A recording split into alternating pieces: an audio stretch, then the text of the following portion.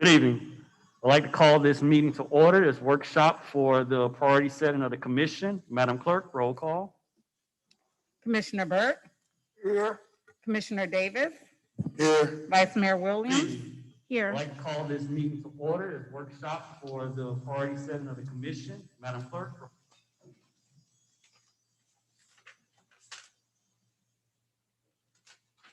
Mayor Pygott, Yes. All right. Vice Mayor, would you lead us in the invocation? Sure. Heavenly Father, thank you, Lord, for the many blessings you bestowed upon us this day. Lord, we ask that you touch the great city of Opalocka, its residents, the commission, the workers, the city employees, and everyone that thrives around Opalocka. And we ask that you touch this meeting this day. Amen. Pledge of allegiance.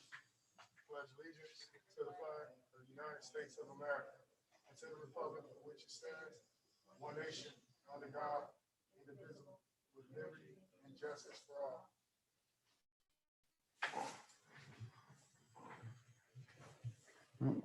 Madam Clerk, would you go over the protocols for public comment and let us know, public comment?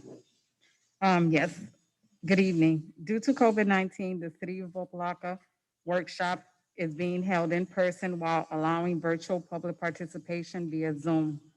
In-person meetings are held in the commission chambers at Shabandi Village, 215 Purvis Avenue, Opalocka, Florida. Space for in-person attendance is very limited due to COVID-19 social distancing. Members of the public wishing to address the commission are strongly encouraged to participate virtually by registering on the City of Opalocka website at www.opalockafl.gov. All persons speaking before the commission should give their full name and address for the record. There is a 3-minute time limit for public comments.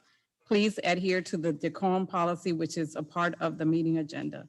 City Commission meetings will be aired through live stream at www.youtube.com/user/City of Opalocka. And at this time, I don't have anyone that pre-registered to speak, Mr. Mayor. Thank you, Madam Clerk. Public comment is open. Do we have anyone on Zoom? No one on Zoom? All right, public comment is closed. It's going to move into this workshop. Like to start off and say I'm honored that we are here today. This is probably one of the most powerful things we do as a commission, is to set our priorities. And that's the purpose of this workshop. Each one of us was elected by the people as their representatives, as their voice on this government. And today we get to officially bring those various perspectives together. And as proven by our last meeting, when we come together, things move in this city. So at this point in time, it's the first time on my being here on this day, is we get to come together and literally lay out our priorities. Prior to this workshop, we all submitted commission priorities, as those that are in attendance and see there's an agenda packet with those priorities. And our goal for today is to start to bring those priorities together into something in a document that will be the message to our manager on what we see as a commission are the priorities. So how I would like to run this priority setting workshop at the moment is for each of us first to present the most important parts of our priorities. And if you have anything you would like to add, because I know some of us, after seeing this, I know it sparked a lot of ideas within me too. So if there's anything you would like to add, I would like to go ahead and just start to share those things. Also, if as someone is speaking, what I'm going to do is take note on the responses or support that each of us have for those priorities. So if something you like, shake your head, wave your hand, anything that expresses your support for what someone else is presenting, please note that so that we can start to get a feel for the support that each one of us have. After we all present, I would like us to think about things that we don't want to consider. If there's anything in particular that you say, nah, I don't think this should be a priority, let's state that. And the third part will be to focus those thoughts into priorities we want to do this year. So right now, you can go down your list and kind of start things that you believe we need to get done this year. And then at the appointed time, we will start to go through and identify which are the ones we want to make sure gets done this year. And from there, we'll rank them and move forward with a resolution. Any comments, thoughts on the process? Mr. Mayor, Commissioner Burke? I kind of feel inept after seeing some of the comments. I thought that we were talking about priorities that we were looking at to happen right away. But then after looking at the book, I'm saying, I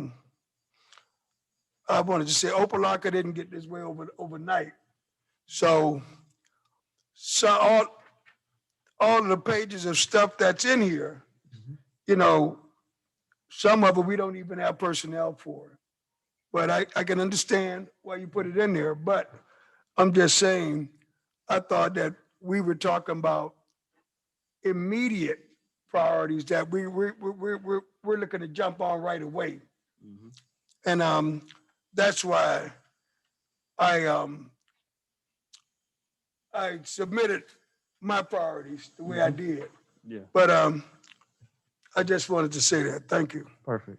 So yeah, I was thinking about that as when I looked at everything. I was like, how can we figure this out? Because at the end of the day, we all got long-term priorities and we got short-term priorities. Right. And since this is our first time really coming together to detail those out, let's list them all out, really what we want to do, and then let's figure out what can we do now. And at the appointed time, the manager will go through. I asked the manager earlier and today to go through which are the ones that he's seen that we can actually probably accomplish this year. Right. So he'll kind of kickstart that conversation when we get to that point. But like I said, if you saw other things that you want to make sure we talk about, say it when you do your introduction. And then we'll note those and we'll come back and make sure. But if there's anything that you did miss, go ahead and lay it out there. Let's throw it all together and then we'll tease out what will be our priorities now. Any other comments or questions on the process? Mr. Mayor? Mm-hmm. Yes, I have a question. Trying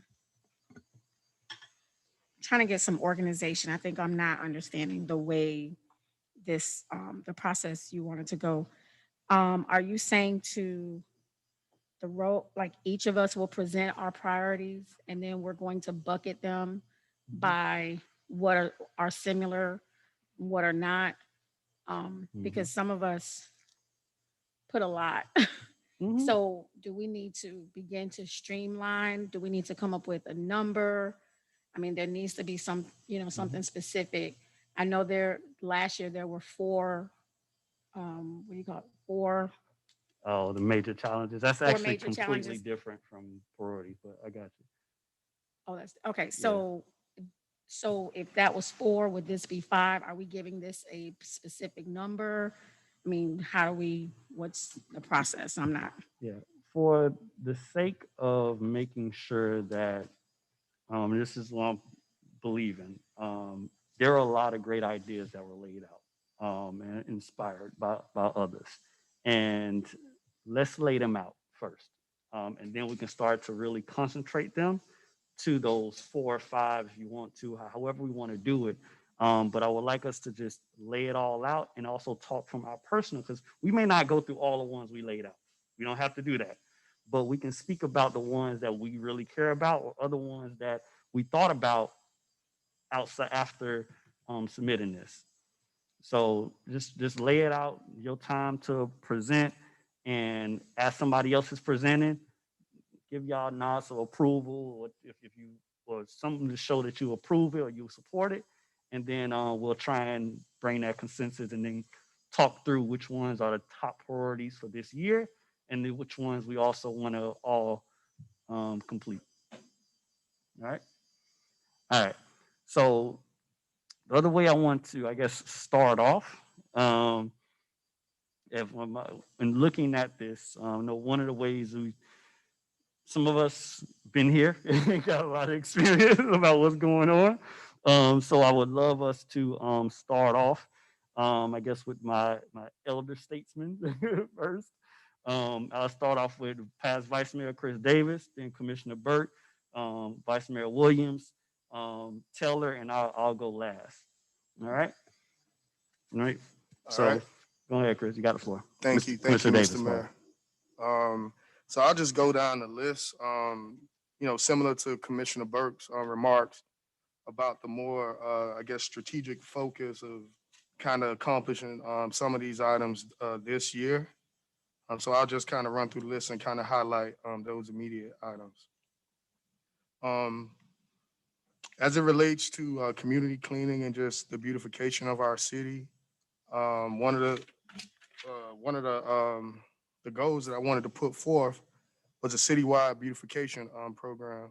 So something comprehensive. The idea is not to have to alert the manager or make a request to have something cleaned or something picked up that should be already in my opinion regularly scheduled.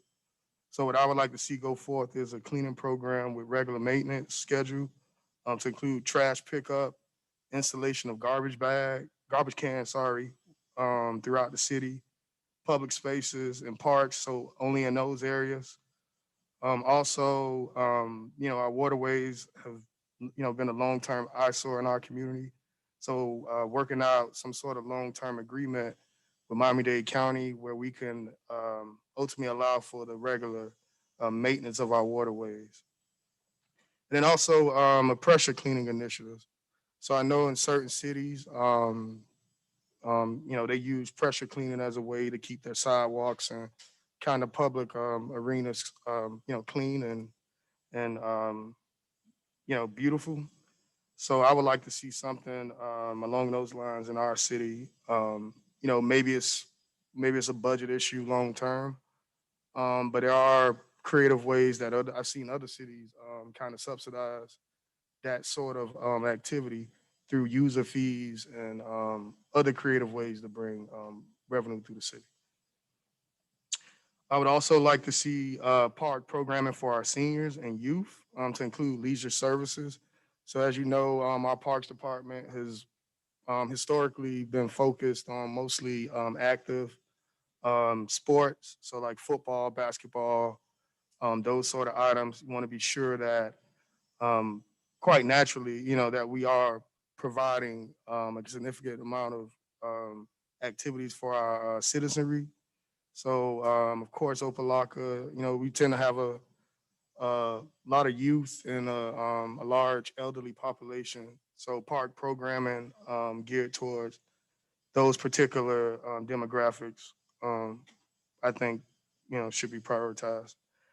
A job program for creating incentives for local businesses that hire Opalocka residents. So, of course, in the age of COVID and, given the economic barriers that, not just our city, but all cities are currently facing, I would like to see some sort of incentive, maybe on the tax side or, whatever type of incentive the city could offer to businesses that are committed to hiring our local residents. Creating a recovery program with the reconciliation of funds left over from the initiative to aid our residents in the COVID-19. Paying is a top priority. It seems that we always kind of deal with hurricane season kind of um, you know, as we were like in it. So this year I would like to get ahead of it and ensure that we have proper planning in place to really, do proper outreach and get ahead of what's already expected to be a pretty active season.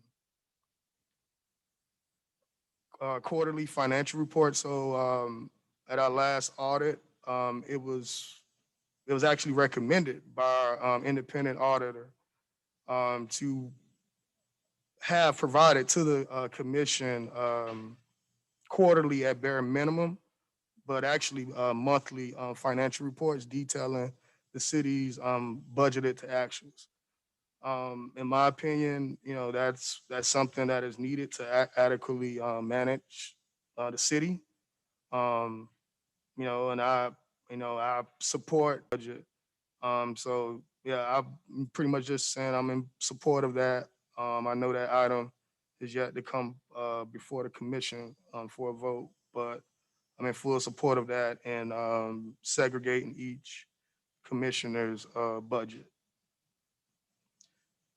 Creation, inclusionary housing initiative in the CRA area. So this is an initiative that will require developers to set aside certain percentages of a new development unit as affordable. So it's ultimately leveraging our role as local government land regulators to be able to leverage those opportunities for housing and the like. So as you know, the downtown development forum, we heard that housing, housing. Housing is the missing piece in our downtown area. And once we get the housing, then we can start really growing economically because we have the residential base here. What I see this initiative as is just a way of bridging the gap between housing and then leveraging those economic opportunities that we know are on the forefront. Creating a social service arm of the city, so reactivating the newly renovated Cultural Arts Center, the Community Empowerment Team Center. So as you know, the SET Center, as I like to call it, um, really was an impactful agency of the city while it lasted. Um, I would like to see that organization kind of get back up to speed and get reactivated. Um, I don't know if we could look at maybe some past budgets to look at how that item, how we funded it, but from my understanding, I think we just only had two full-time staff and it operated as a referral type of agency. So literally, residents could come there and apply for, government assistance.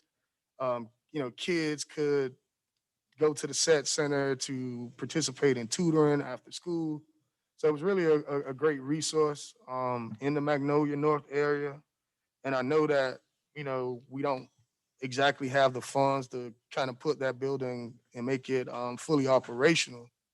But we have, pledge funds to renovate it. And, it would be my goal to see that project, really turn into something that would be beneficial for our residents. So I would support the reactivation of that and any other social service initiative that we as a city are willing to put forth. Also, reactivating the charter review committee. I know the mayor he brought that up in previous commission meetings.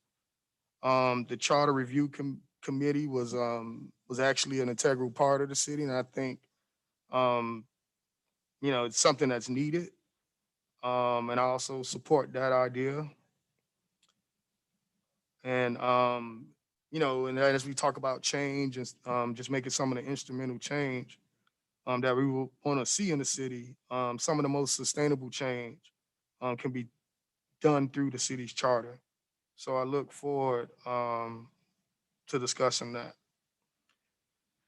Reactivating the historic Arabian Nights event and hosting an event on an annual basis using funding such as Miami-Dade, Department of Cultural Affairs, and private foundation support to kick off the inaugural event. So as you know, myself and former Commissioner, Mayor, and Vice Mayor Joseph Kelly actually co-sponsored the Parks Forum, where we really brought in a bunch of partners to really help us reimagine what the future of our parks and public spaces would look like.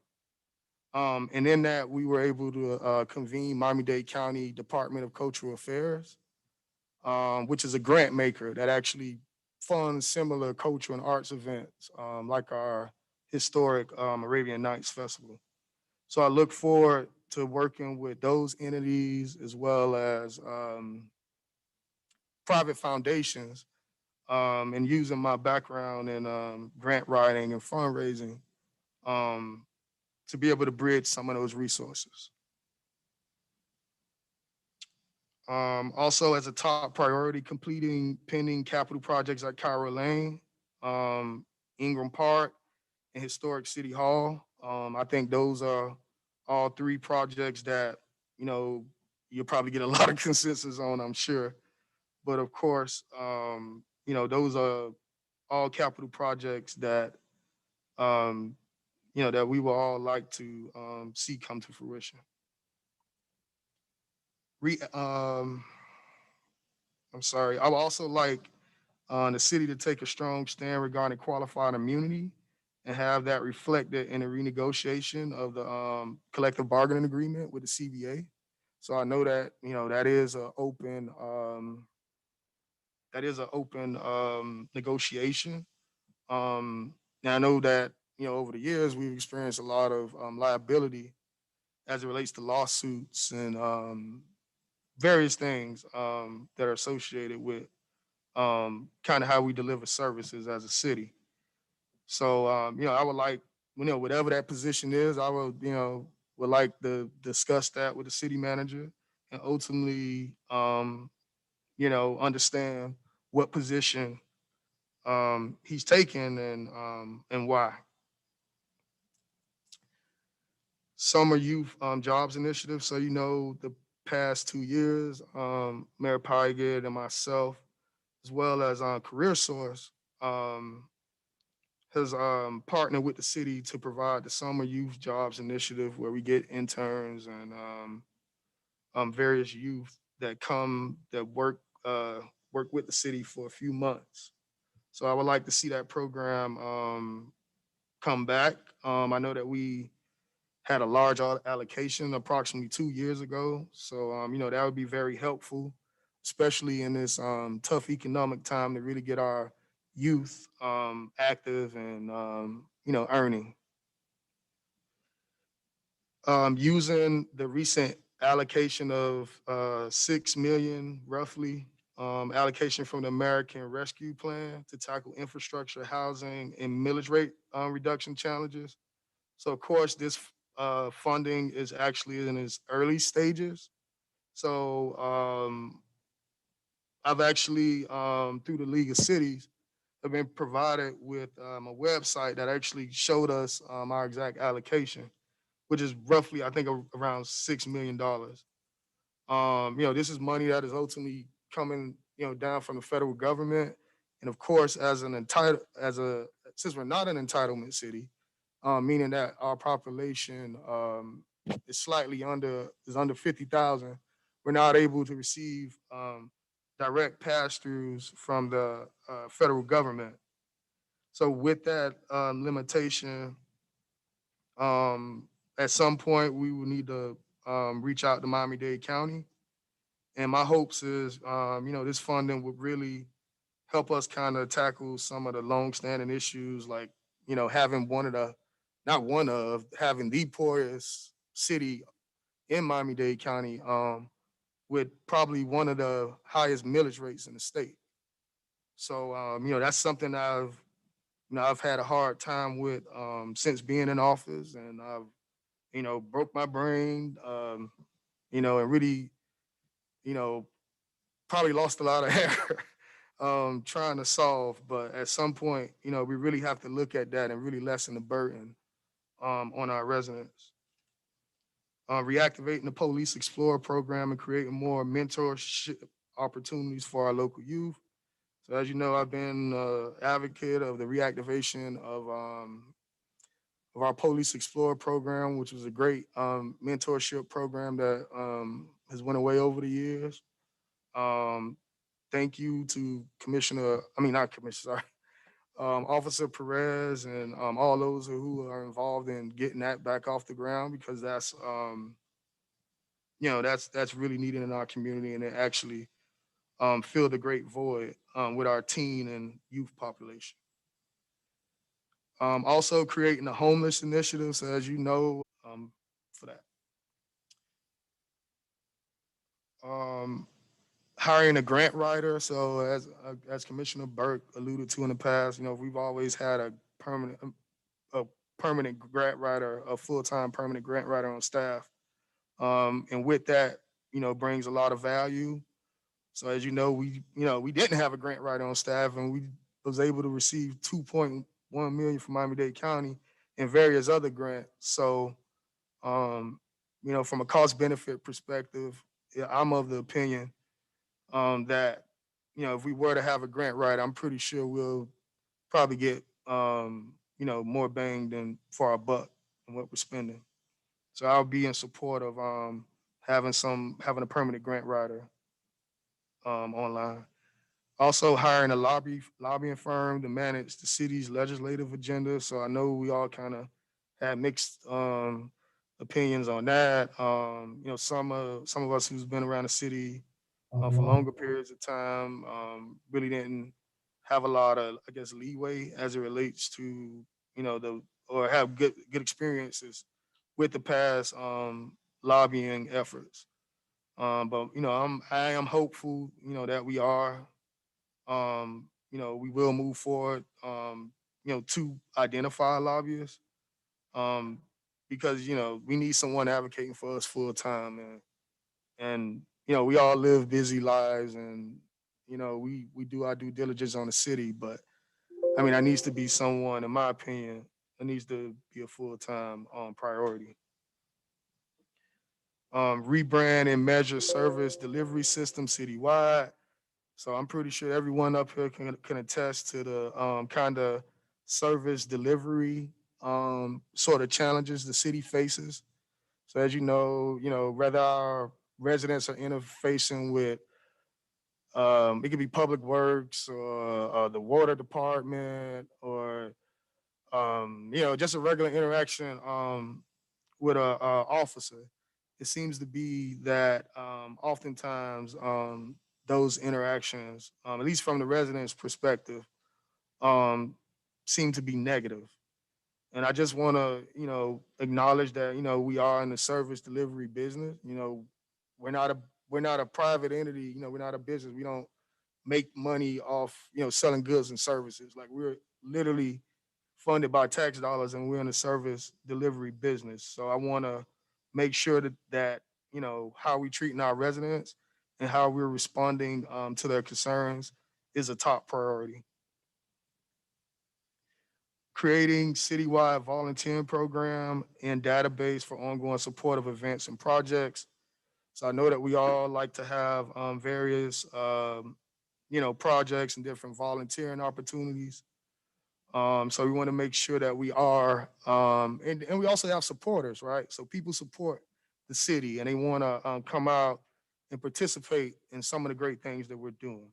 So what I see this as is an initiative to pretty much compile um, most of our, compile a database of volunteers that we could then pull and pull from when we are having activities and various events.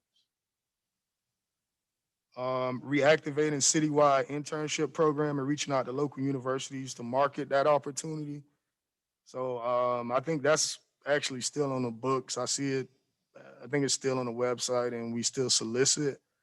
But I don't know how many interns are really coming into the city and getting a valuable experience. So I just want to, do maybe an open call. Maybe we, visit some universities and do some outreach, um, because there are a lot of, young and bright um, students that I believe, can really help this city and play a valuable role while they also learn and grow in their professional right. Um, Virtual job fair event.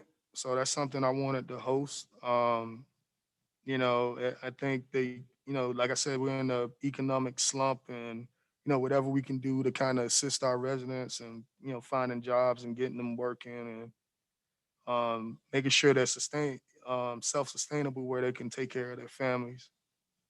An annual toy giveaway. Um, 2 years ago, we had a wonderful partnership with the City Girls. I think that was a great event for the community. It was definitely one of the more well attended. Um, I know like I said, I know that'll probably be like one of those events that we decide as a commission, that we'll kind of like put on as a commission, but definitely revisiting that partnership and doing something great for the community. Citywide Crime Watch Initiative, which is another initiative that was pretty great, and it was spread out throughout the city. We had them in pretty much every section of the community. Um, with the new acknowledgement of our new police chief and the new direction that our police department is going, I think it'd be great timing to kind of, I guess, reinstate that sort of initiatives and really get engagement from our residents. Um, as an organizer, I would attend those meetings and I was actually surprised at some of the work that they were doing. I mean, those residents they were really engaged and really impactful and really cared about their community. So we could maybe reach out to some of those folks that you know that that started those tenant associations and was in various neighborhood groups and were active members. Um, I think that'd be a good start as far as engagement and really getting the community behind the work that the city's doing. Vacant property ordinance. So that was an item that I actually brought forth a while back that I didn't actually move to legislation. But pretty much a vacant property ordinance is just a safety measure.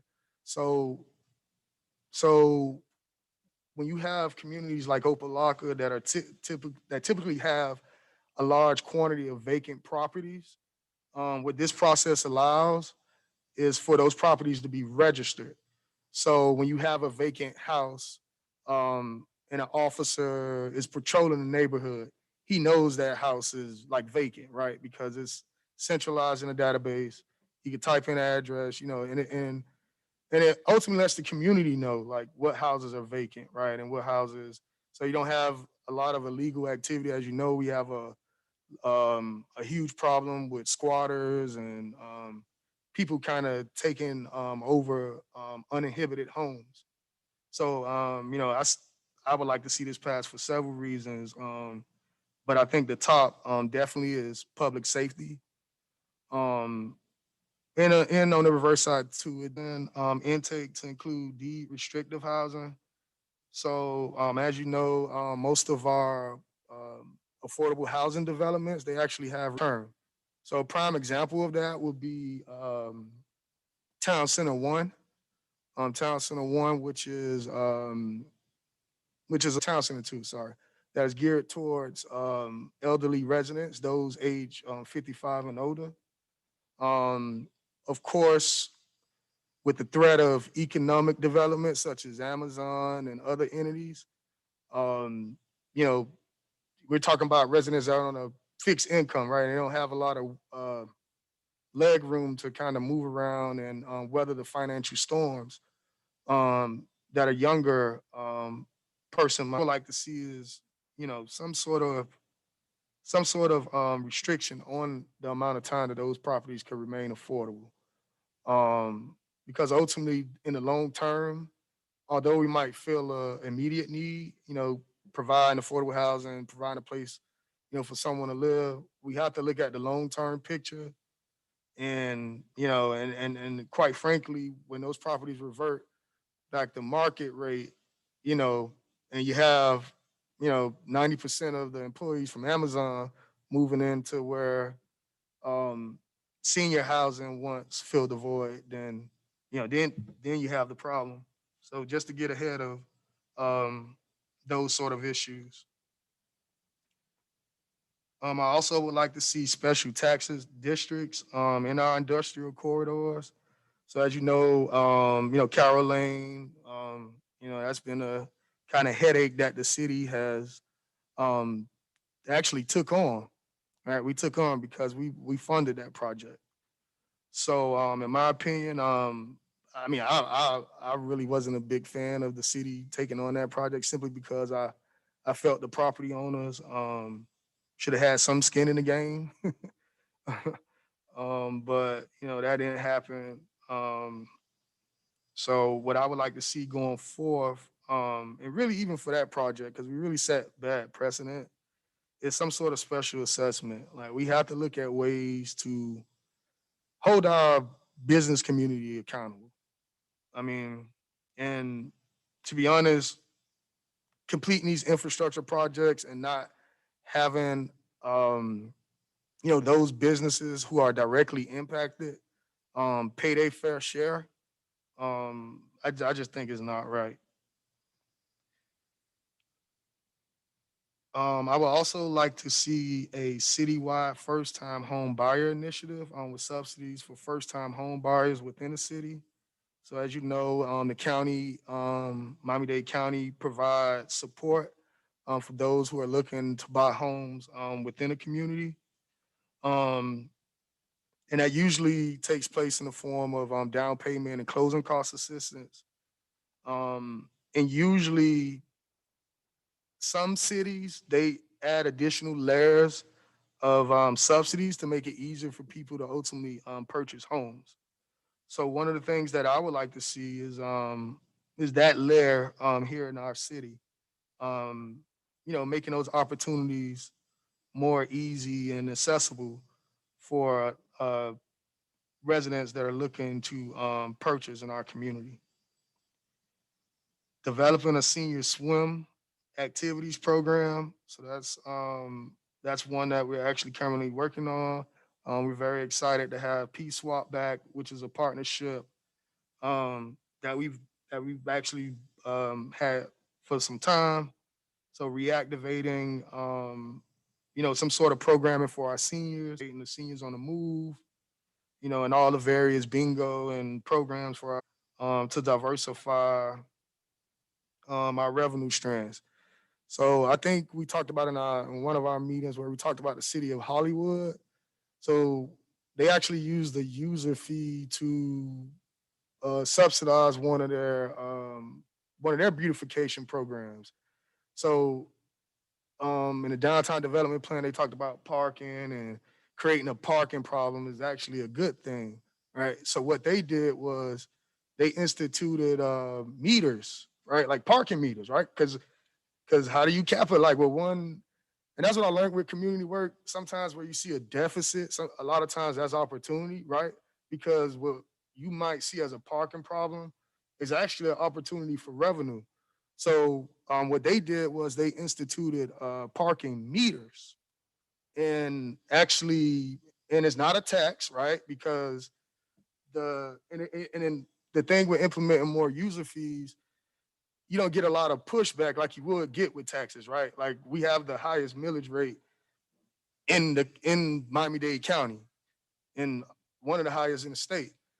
Um, and that's partly, and we get a lot of slack from that because all our property owners, the thing with a user fee is just that. It's a user fee.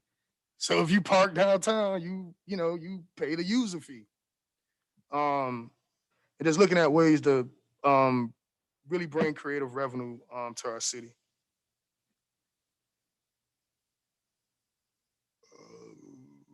A taste of Opalocka, taste of Opalocka, tasting of that I actually already I accomplished as a community. All I would do is have them kind of showcase their ideal dish, and we would invite various members from the community out to kind of come and partake in those businesses, top dishes. And it was a really good event. It was a tasting event. The business owners really enjoyed it, and it also, kind of, because and my reason for doing the event was pretty much because, everyone would always come to me and say, "Hey, what good food is in Opa-locka, right? Like, as I always, work for organizations with many people who were not necessarily as familiar with the city. So I would definitely like to see that come back. Naming an official adoption of Magnolia North Community Park and designating the site as an official that's near and dear to my heart. It was a grassroots initiative that I was able to lead through the Opalocka CDC, and I worked as a community organizer. I fundraised literally almost $100,000, and that was actually the first project that I've ever worked on here in this great city. So again, I would like to see that park finally adopted as a official park by the city in Miami-Dade County. Um, and yeah, explore annexation options to reach entitlement city status. So 50+1. So as that was something that we were kind of considering a while back about the fact that if we annex into another city and looking at those options, that what that would mean for the city, right? So as you know, because of our population size, which is less than 50,000 residents, we don't receive the funding directly from the federal government. So of course, annexation and other various components of that would put us in that population range to be able to receive those distributions. Sending city correspondence through water bill and other mechanism of outreach to encourage resident participation. So as you know, that item went out for official an analysis. So we would like to see, what it would cost. I think we kind of, tossed it around a few times on ideas, but definitely would like to see that come back and see what those numbers are so that we can make a decision as a commission. But I will say I am in support of it, provided that it's economically feasible and it makes sense. And then examining the impact of flood zone designation to residents' ability to obtain and maintain proper insurance. So that's just something I think I want to look into, um, because I've been getting a lot of concerns from residents just saying about flood and insurance and the inability to be able to obtain and maintain proper insurance. So just looking at that and what we're doing with our flooding plan to ensure that the decisions we are making is putting our residents in the best position. And then also a business. So this wasn't on my list, just as a disclaimer, but apparently I left it out. But a business chamber of commerce is one of my priorities. So I actually worked and organized and started one a few years back um, in the city as an organizer. And it was an initiative that I always wanted to kind of see go forth. And given where we are with the downtown area and development in our city, I think we will be well served to organize an entity like that and engage our business owners, as well as our residents, and start the conversation about some of the work, that we're doing and what we'd like to see. And with that, I'll conclude my priorities, Mr. Mayor. Thank you, Commissioner Davis. As we continue to move forward, as each one of us state, if as you state your priorities, whether it's on this paper or not, please just either go down the list of what somebody else said and just say, "Yep, I like that," or something, so that we can note that you like what another commissioner priorities, so we can start to identify which ones we are all on the same page about. So with that, Commissioner Burke, you want to introduce your priorities and also highlight any that you've seen anyone else have done that you want to support. Mr. Mayor, colleagues, first and foremost, my number one priority has been fulfilled. that was getting a professional police department, that was getting our police out of the old Crown Victorias and bringing our police department into the 21st century. That I'm not going to speak on because that has happened and it's continuing to happen. My next one, top priority, is Cairo Lane. Cairo Lane has been a thorn in our side for years. We have dumped millions of dollars over in Cairo Lane. And we owe it to the people in that district because we're losing money over there because of the way the roads are over there. They went to the tax assessor and had their taxes, had their property value low. So until we can live up to our part, and when it rains, the businesses back there lose a lot of money because you can't get back there in a car. You have to have a truck. So Cairo Lane it's one of my biggest runs. And my number 2 is the reopening of Ingram Park. I felt like Ingram Park should have been open before Commissioner Kelly left. But I know we had a lot of challenges out there, and I've been through there lately. I see that they're working on the park. They're trying to get it, but I hope it doesn't take us another year to open it up. And my third baby is historic City Hall. These are some of the things that I thought that we were looking at, some things that was doable right away, that we can do right away, that's been hanging around. And mine is Cairo Lane, reopening of Ingram Park, historic City Hall, updated employee pay plan, and the beautification of the city.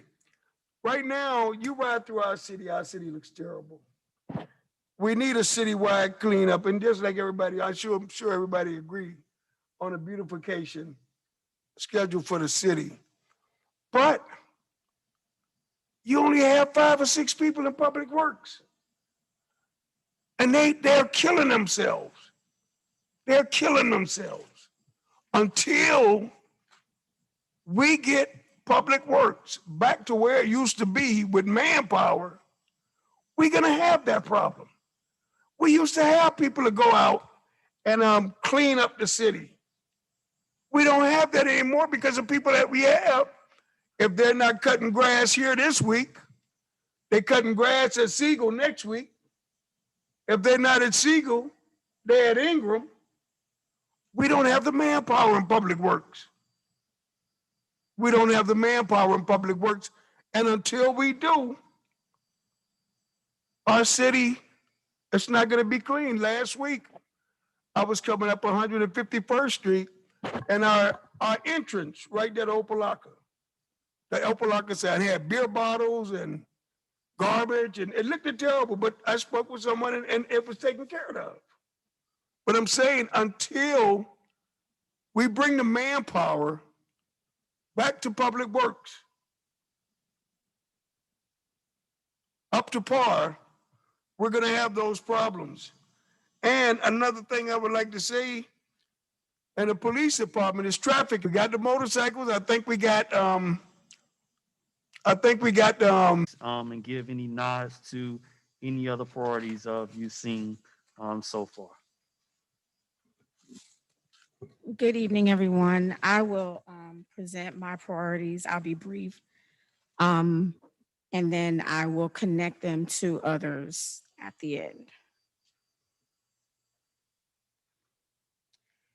So under my priorities, I do believe that we do need, and I know that this has been a conversation and something that I have been promoting is a marketing plan to promote city initiatives, highlight residents, employees, in order to engage and empower all the citizens of Opalocka. So it's my priority to re-engage the residents of Opalocka to be civically minded, which includes connecting the commission, city government, and our citizens to be able to work in political and non-political actions so that we can make change. So I'm proposing, or I would like to work with the commission as well as um, everyone, actually, citizens as well as city employees, to have a deliberate and targeted marketing plan that revitalizes and rejuvenates the city of Opalocka and its citizens.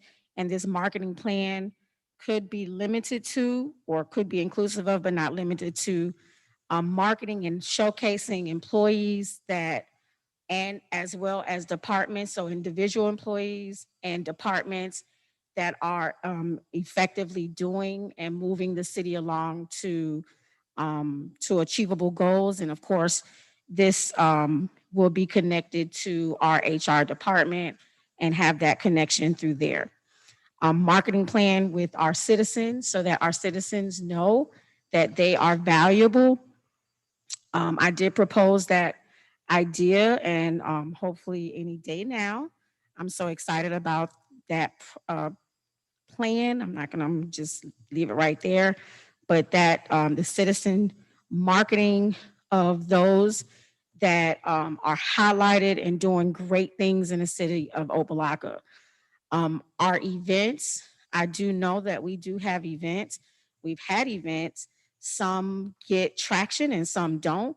So we have to go back to the drawing board and figure out how we engage the citizens to be a part of our events, so that we can make sure that they're successful and that they're actually achieving the goals that we've stated out to. Doesn't make any sense to plan and do all the work when the citizens don't show up. And of course, Parks and Recreation, I believe this may have been one of the very first meetings when I joined, is with Parks and Recreation, and laid out a plan for marketing. And I'm glad to see that Mr. Patterson and his crew has started that process already. Second, human resources, human capital. So I do believe that there should be, and this also connects to the marketing, but there should exist a need to retrain, reorganize, and hire effective employees that work for the best interests of the city. Every department, and we have to understand that every department of the city is viable with moving the city forward. And we cannot just allow some departments to do um, most of the work or all of the work and others slack. So how do we do that? We do that by creating a transformation plan. And I do believe that's already in the work, but it's a clear and concise transformation plan that governs employees' effectiveness and accountability. If there is no accountability, then we must have accountability. Let me just say that. So this plan, of course, is inclusive, but not limited to pre and post checkpoints. Sometimes we do our evaluations, but there should be some pre and post checkpoints throughout those evaluations so that those that are being evaluated know that there is a clear target. And if they're reaching that target, or if they need to pivot and training and anything that needs to happen so that they can be successful. A needs assessment, which is of every department. So that looks like a structure and or a restructure so that we see the employee efficacy that needs targeted intervention. And I'm saying intervention because some departments may need an intervention and others may not. And that intervention could stream through outside support systems or inside intervention agents. So that means what we would do is look at or have a fiscal review of what the departments, looking at the goals and restructuring and organizing so that the department or ranking those that need the support, that needs that intervention. We as a commission, as well as the entire city and the city management, will place all the efforts into supporting that department so that we can get it rolling and getting it back into the shape that it needs to be. And then we can move forward so that we're not just leaving people behind. And again, ranking those departments by levels of support and looking at what they need. Looking at actionable goals. What are the goals for all employees and as well as targets for the departments? And creating a system of bonus pay. If I'm reaching my goals and I'm doing what I said I was going to do, my priorities and I'm my department's goals, then we should look at some type of bonuses or incentives to employees that are actually are efficient and effective in what they're doing, and they become the model. We become the model. So of course we highlight those employees as our model through bonuses. Of course, infrastructure. I know we heard Carol Lane, we heard some infrastructure projects through Commissioner Davis. So I won't dwell on any specific, but not just roads, but thinking about what does infrastructure look like, technological infrastructure? What does our economic infrastructure look like? And then our communication. So we need to take a look at those infrastructures all through Opalocka so that we can make sure that we are building a viable economic sustainable plan. We're looking at not just roads, but how does that look? How does the technology, are we up to date? Are we thriving? Are we, moving to this next level of technological advances? So it's a infrastructure plan that is really just a one big global infrastructure plan and not just a specific targeted one. And of course, we know that includes reducing flooding in residential and commercial areas, fixing deteriorated roads and highways.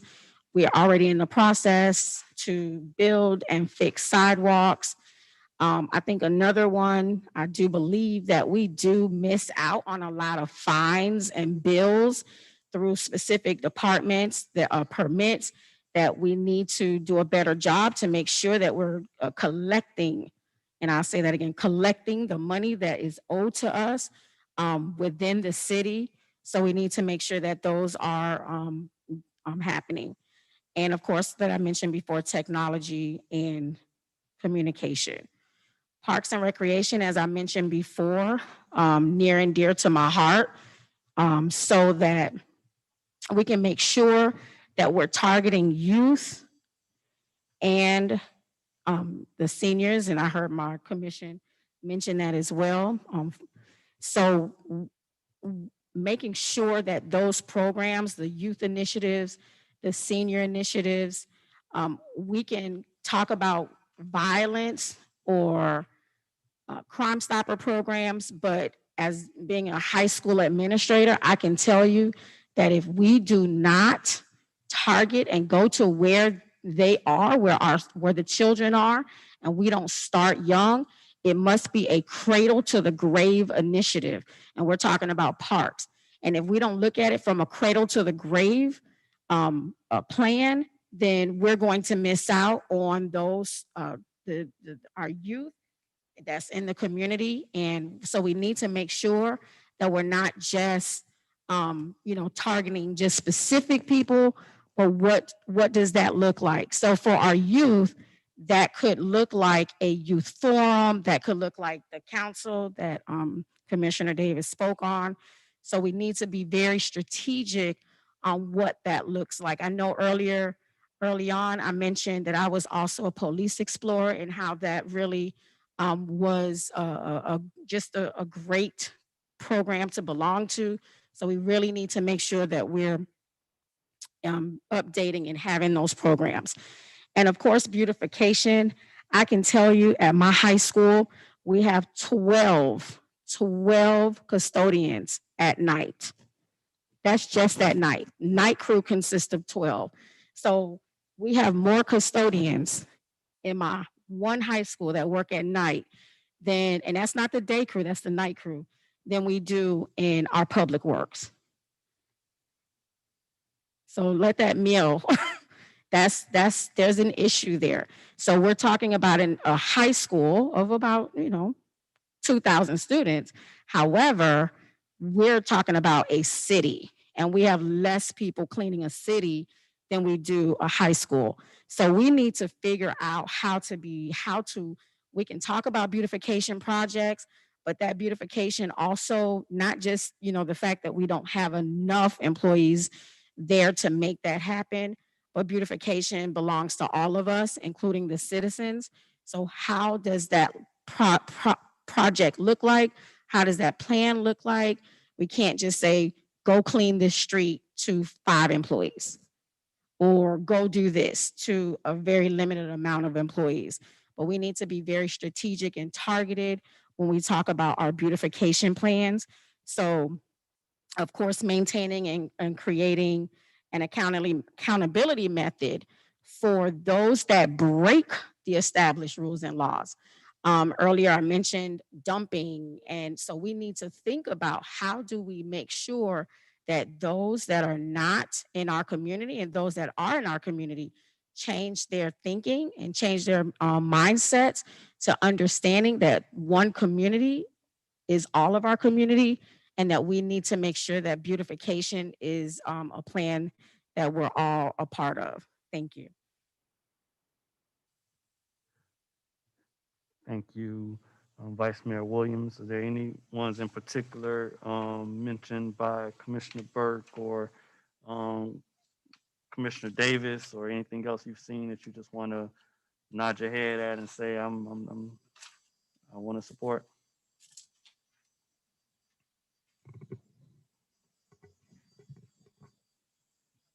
Okay. All right, we'll come back then. All right, Commissioner Taylor. Mr. Mr. Oh, hold on. Commissioner Davis.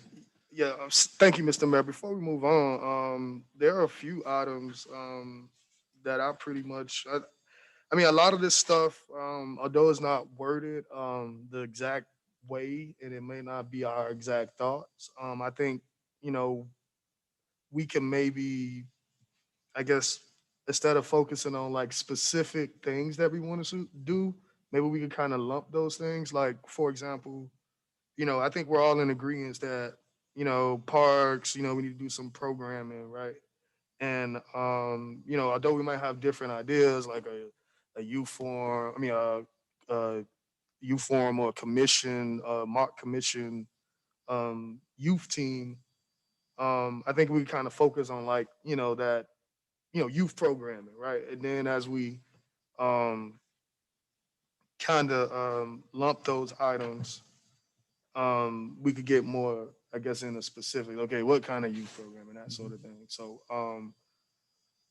as far as Vice Mayor Williams, her legislative priorities, I pretty much agree with with most of it, like with all of it. So, All of them.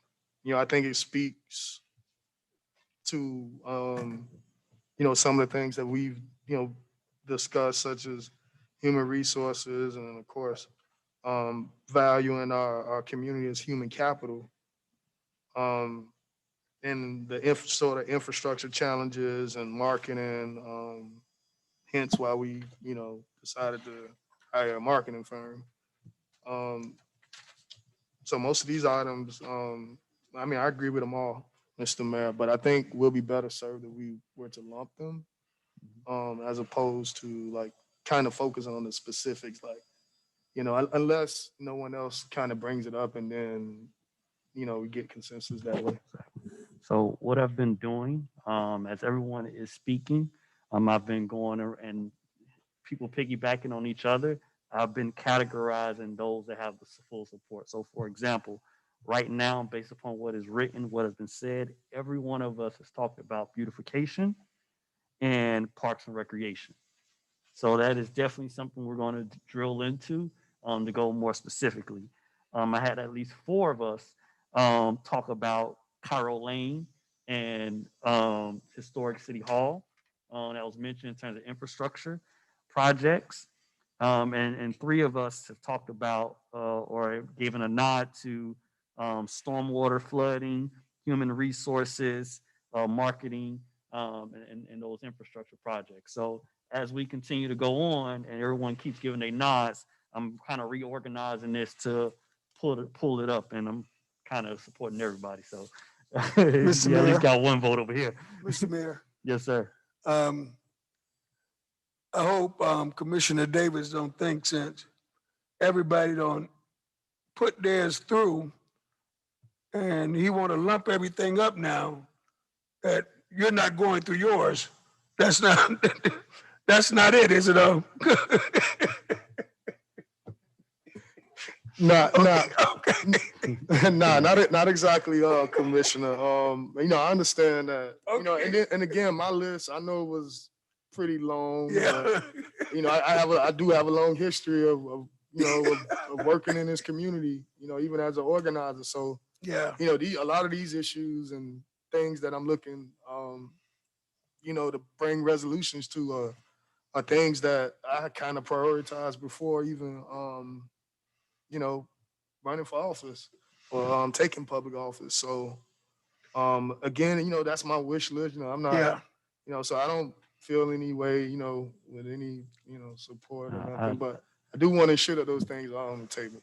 I think it's good that you put them out there. Simple as that. They're out there, and we can figure it out from here. So at least for now, we have these things out. Whether or not we do some now, whether we do some later, at the very least, we're considering and knowing what each of us want. So with that, Commissioner Taylor, I'll be very, very, very, very brief. you don't got to. um, as as I see, a lot of the things that I wanted have already been stated by other commissioners, and I do agree with Commissioner Davis because he took the words right out of my mouth that we can categorize a lot of the things that we want. But I also want to piggyback on Commissioner Davis with the special taxing district. I love that idea, and one of my biggest things is annexation. Also infrastructure. Commissioner Burke, Vice Mayor brought it up, and also Commissioner Davis. The pay plan that Commissioner Burke brought up, and marketing. In the sense of we got to get the word out to our people, engaging our citizens a little bit better than what we do. And Vice Mayor also talked about empowering our citizens. I also agree with that. And outside of that, and skimming through what I had written down, you guys know I have a heart for children. So parks development and programming is my biggest concern. I would like to see our parks live up to their full potential in regards to the facilities, to the programming, to everything, do everything that we can to make our parks greater. So that's pretty much what I want to do in short. Perfect. Thank you. You touched on quite a bit, so I appreciate that. Thank you very much. All right. So I know Commissioner Burke was talking about the long list, and my list is way longer than Davis's. But I'm not going through all of them. I will not be going through all of them. But I do want to mention a few. As you see, this list is actually something that was provided last year when the manager first came in. We were talking about commission priorities when he first got here. So that's what this list comes from. But I kind of want to bifurcate this a little bit. You will see that I put the 4 major challenges in an operational audit. And to me, those are things that are like priorities for the city, period. We are under financial oversight. That is something we have to take care of. There's no ifs, ands, or buts about that. Water billing, we have a challenge with that. There's no ifs, ands, or buts about that. That's something we got to take care of. Same thing with flooding and a Durham moratorium, and also Cairo Lane. And these things are all serious things we have to tackle because of literal contracts we have with other outside entities, um, and also how they affect the rest of our city and basically the foundation of it. So that's where the four major challenges are in the operational audit. Those are parties of the city, of management, to move forward with. So the only thing that I would want to highlight, well, that's how to know that's it. So then let's go on to the departmental policies. In terms of finances, right now, I'll piggyback on what Commissioner Davis said, is to make sure that we have a monthly or quarterly report that is provided to each and every one of us, and that we're paying back our debts. In terms of HR, it is very important. I'll piggyback on Vice Mayor in terms of evaluations of all of our employees and also an updated pay plan. And one thing that I think Vice Mayor probably was touching on is also some type of discipline policy, accountability policy. I'll put progressive discipline, how we do it, as long as there's accountability, and also training for our employees. We can only grow based upon us being trained and understanding more opportunities. And we have to expose our employees and everybody to get better. We should, as a city, just like any other institution, people should be proud to come to Opalocka, like I hear in the police department all the time, that they love our officers because of the wide range of training and experiences that they receive. That should be the case in every single department. That people come here, they learn, they grow, they get trained, they are excellent at what they do, and they move on. And then lastly, an annual ethics training for all employees. We touched on parks and recreation. All of us have said we want the full optimization of all of our facilities. Support that 100%. One thing that wasn't really touched on that I think we should is the data. I think actually Commissioner Davis touched on having that volunteer database and knowing who come to our events, what events are popular, what events are not popular, so that we can be clear about the fiscal investment we're making and the impact it's having on all of our citizens, and do things that maximizes the investment we make in organizing these events. We talked about the public works and the regular schedule of maintenance, buildings and licensing. Is one area I didn't hear too much about, but is extremely important, especially to the beautification of our city. Because we do have a problem with people operating outside of those occupational licenses in certain districts. And that can create an eyesore in driving through our city. So making sure that we do annual review of those occupational licensings. People have an up-to-date, every business has the most up-to-date occupational licensing, and then putting in place an electronic system. I remember going through and I forgot what part it was and looking at the filing system, and I couldn't believe our files were in this condition. So that's one of the things I want to make sure that we touch upon. When it comes to our police, accountability is the word. That's a movement that's been going on all across our nation. And as Commissioner Davis mentioned, we doing a police negotiation with the union right now. I think we need to be clear about what our community wants as a part of that negotiation, so that we can hold people accountable and also continue to develop our officers. Fully support the priorities that Commissioner Burke has been a champion on, is to really provide our officers with the latest technology, equipment, and opportunities. And we've done that. Like, we've done that. And we want to make sure they have the resources to do work in a way that people coming to Opalocka, they say that our police are respectful, they're fair, but they don't play. And that's how I want to make sure people see us as. Like, man, I respect them officers over there. They fair, but they do not play. We know we can, certain neighborhoods, we don't go into and drive around because we know those officers don't play. And as a part of that is to get them out on the streets a little more through bikes, through foot patrols, to really bring in that community policing. I'm glad to see we do have a motorcycle because that can give a little more connection, but I think that's very important.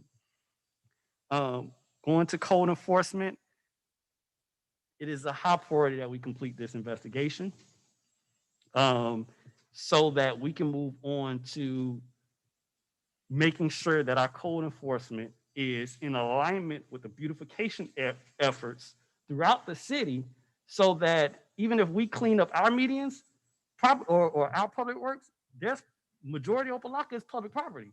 I mean, private property. So code enforcement is the mechanism to ensure those private properties are able to make sure that trash is picked up. Like we see on Family Doctor, like those type of things, like is just taken care of. We already talked about renovation of City Hall. That's definitely a big improvement. Sidewalks, those master plans. IT has did everything that we already said. And just in general, I think it's important that we have a results-oriented government plan that shows us very clearly what are the goals of each department. Vice Mayor mentioned this in their HR breakdown. What are the goals of each department, and what are those metrics? What are those milestones? What are those performance indicators that will let us know as a community whether or not we missing or we need to give more attention to it? What are those, and making sure that those are put in place. So those are things that I believe is important for us as a city. And when it comes and it kind of touches on everybody, like I support everything Vice Mayor put, Commissioner Burke, Commissioner Taylor, and there's a lot of things that Commissioner Davis I love. But there's a few in particular I want to bring to our attention that I think that can't happen immediately based upon what Commissioner Davis put out. Our current plan is outdated, and we need to make sure that is in place and is up to date. There's also the contracts. What are the things being negotiated? Because our contracts with our employees, police, and also the union is a foundation of how we move and operate. So are we putting in place some type of disciplinary policy? Are we putting in place the HR things that Vice Mayor brought up? What are those things that we need to take care of? And those things I think we need to make sure that we address. What was the other one? The vacant property ordinance is a big deal. I think we need to make sure that we touch on. It's on the second page, middle of Chris Davis. Vacant property, the special taxing district that was also mentioned by Commissioner Taylor, and the youth engagement and the events. I like the fact of this taste of Opalocka. Those things that highlight our community. Vice Mayor also touches on that. And lastly, annexation. We have an opportunity to grow, and as we start to develop as a city, people start to respect the progress that we're making so significantly. People are going to want to jump in and jump on board. And annexation is definitely in that line. We got some things we got to take care of. And I know that people are watching because those areas in which we would ideally like to annex, they haven't had those roads done in a while. They're having a lot of challenges with trash and all these other things. So when we take that step to do it in our city, now we can make a case to expand and grow as a community. I think that's very important for us to do. So those are the things that I'm really big on supporting where I'm at now. So anyone has anything they want to piggyback on or push on that has not been supported already before we start moving into what we can actually do this year?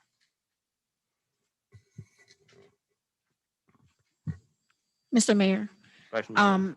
so I think it's very clear that we're all on the same page.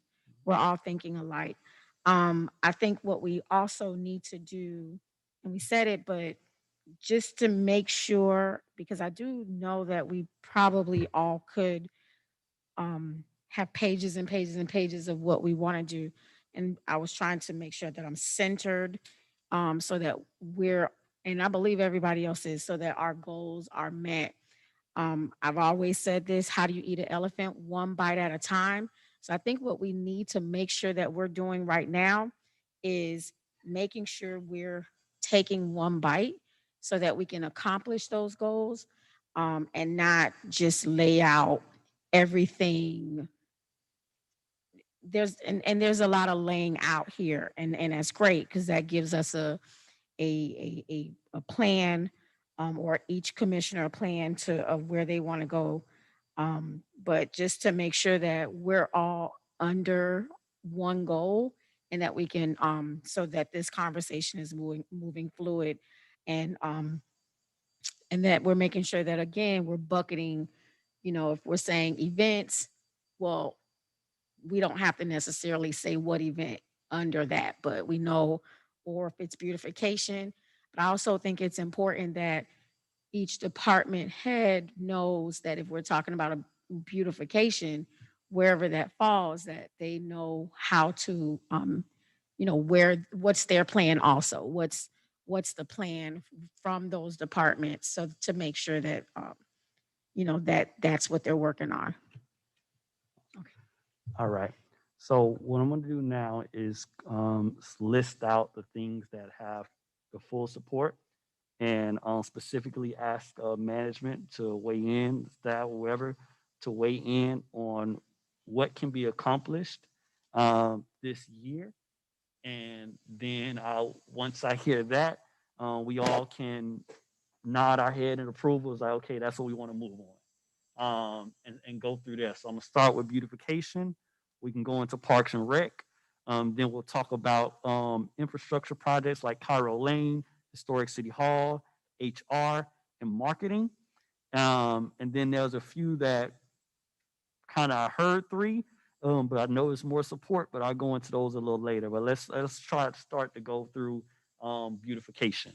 So, Mr. Manager, I think in terms of beautification, um, Commissioner Davis kind of laid it out pretty clearly in his first bullet, um, about, I guess, what we would want in terms of beautification. And I think also, yeah, actually, that's it. So, what can we accomplish in terms of beautification this year? Thank you, Mr. Mayor. Wow. 7:30, I'm getting to talk. I've never been in the room this long and I actually spoke. So this is a little bit different for me. As far as beautification is concerned, I believe that we're working towards attainable goals and dealing with beautification plan for the year. I know our parks, I know our CIP, as well as our Public Works Department. They're looking at proposals.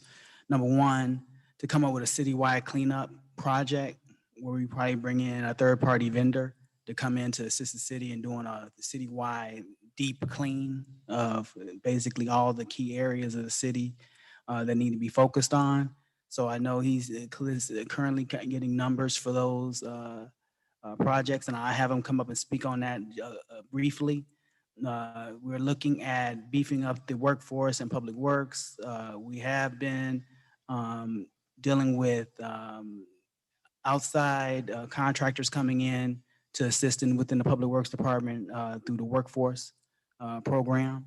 So we have been soliciting applicants from there, and we're doing temp to hire type of arrangements for those individuals. And I know there's other individuals interested in working in the Public Works Department. So we are attacking those issues currently. And Commissioner Burke is right. Our Public Works Department is overworked. They are taxed. I've pretty much offered an insatiable amount of overtime for them to work, and they don't want to take it because they're overworked. They do come in on weekends, and I do give them the credit. They do come in and work extra as much as they possibly can, but they are burnt out. So we do need to figure out succinct planning. I think the biggest thing is doing a citywide cleanup, and then that's bringing in a third-party contractor to assist the city in doing that, because we just need to come in and we just need to focus on our areas. We're talking about tree trimming. We're talking about gutter cleaning. We're talking about a full gamut to get the city back to presentable shape, and then having a program to maintain that, either through our employees or a combination of our employees and third-party contracts to assist with that. I'll have Mr. Austin come up and speak on that. Mr. Austin.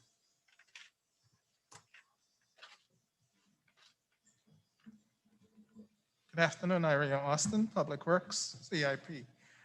Our goal for beautification, like the manager said, is to retain a third-party organization to fill the gap with our diminished manpower, to do the deep clean of our sidewalks, tree trimmings. As the mayor said, this city is a private city according to our charter. Once we're able to do the deep clean, we are going to use code compliance to enforce that our residents and businesses maintain the effort that we've made in cleaning the city to keep it clean.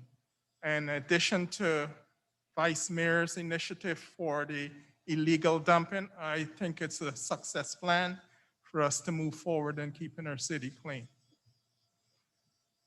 Open to any questions or concerns you have on that. So what I'm hearing so far in terms of directives that we as a commission can say we want to do and hold the manager and kind of to is, number one, the completion of a beautification plan. Two, contracting a company or companies that can do a citywide deep cleaning. That includes tree trimming, gutter cleaning, pressure washing. Three, adding more staff to Public Works Department. For illegal dumping, following through with this illegal dumping initiative, we're promoting a paying citizens to report illegal dumping. That, can you hear it clear on that? That's correct, Mr. Mayor. All right. What needs to be clear is, what needs to be clarified by the commission is, because we're doing this in the middle of a budget year, I've already kind of put out a small directive that some of these goals we need to point out for the current budget year, which may require some budget amendments for the current budget year, but also would like the commission to consider extending these goals into the next budget year as well.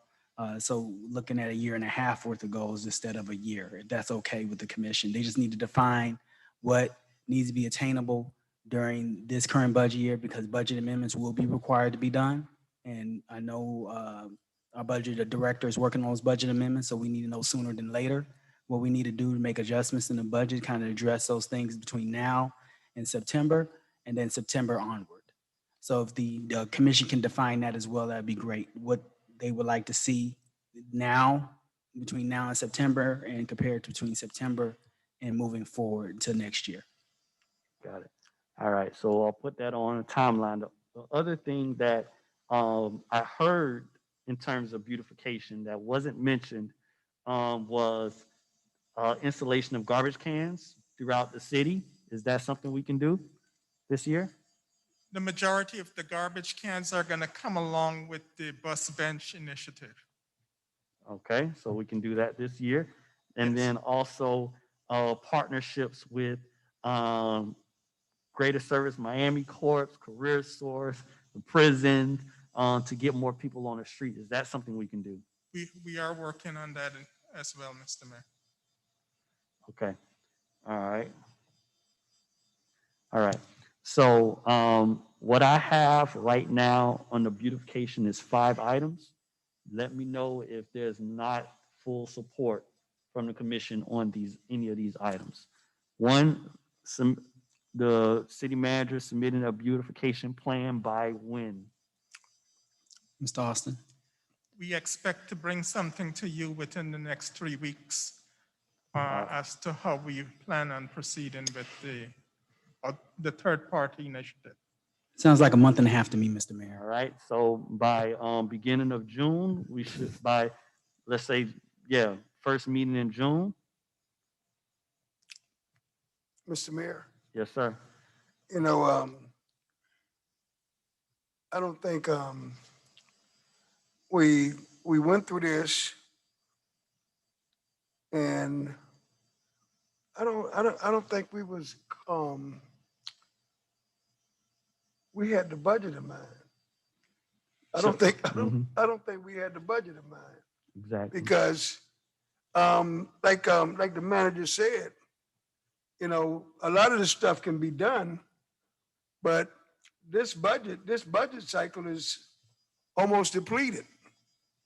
So we need to keep in mind that we need to narrow it down to the topics of the priorities that we can get through this budget year, something that needs to happen right away. And then after we get in, because I don't think we want to keep doing budget amendments.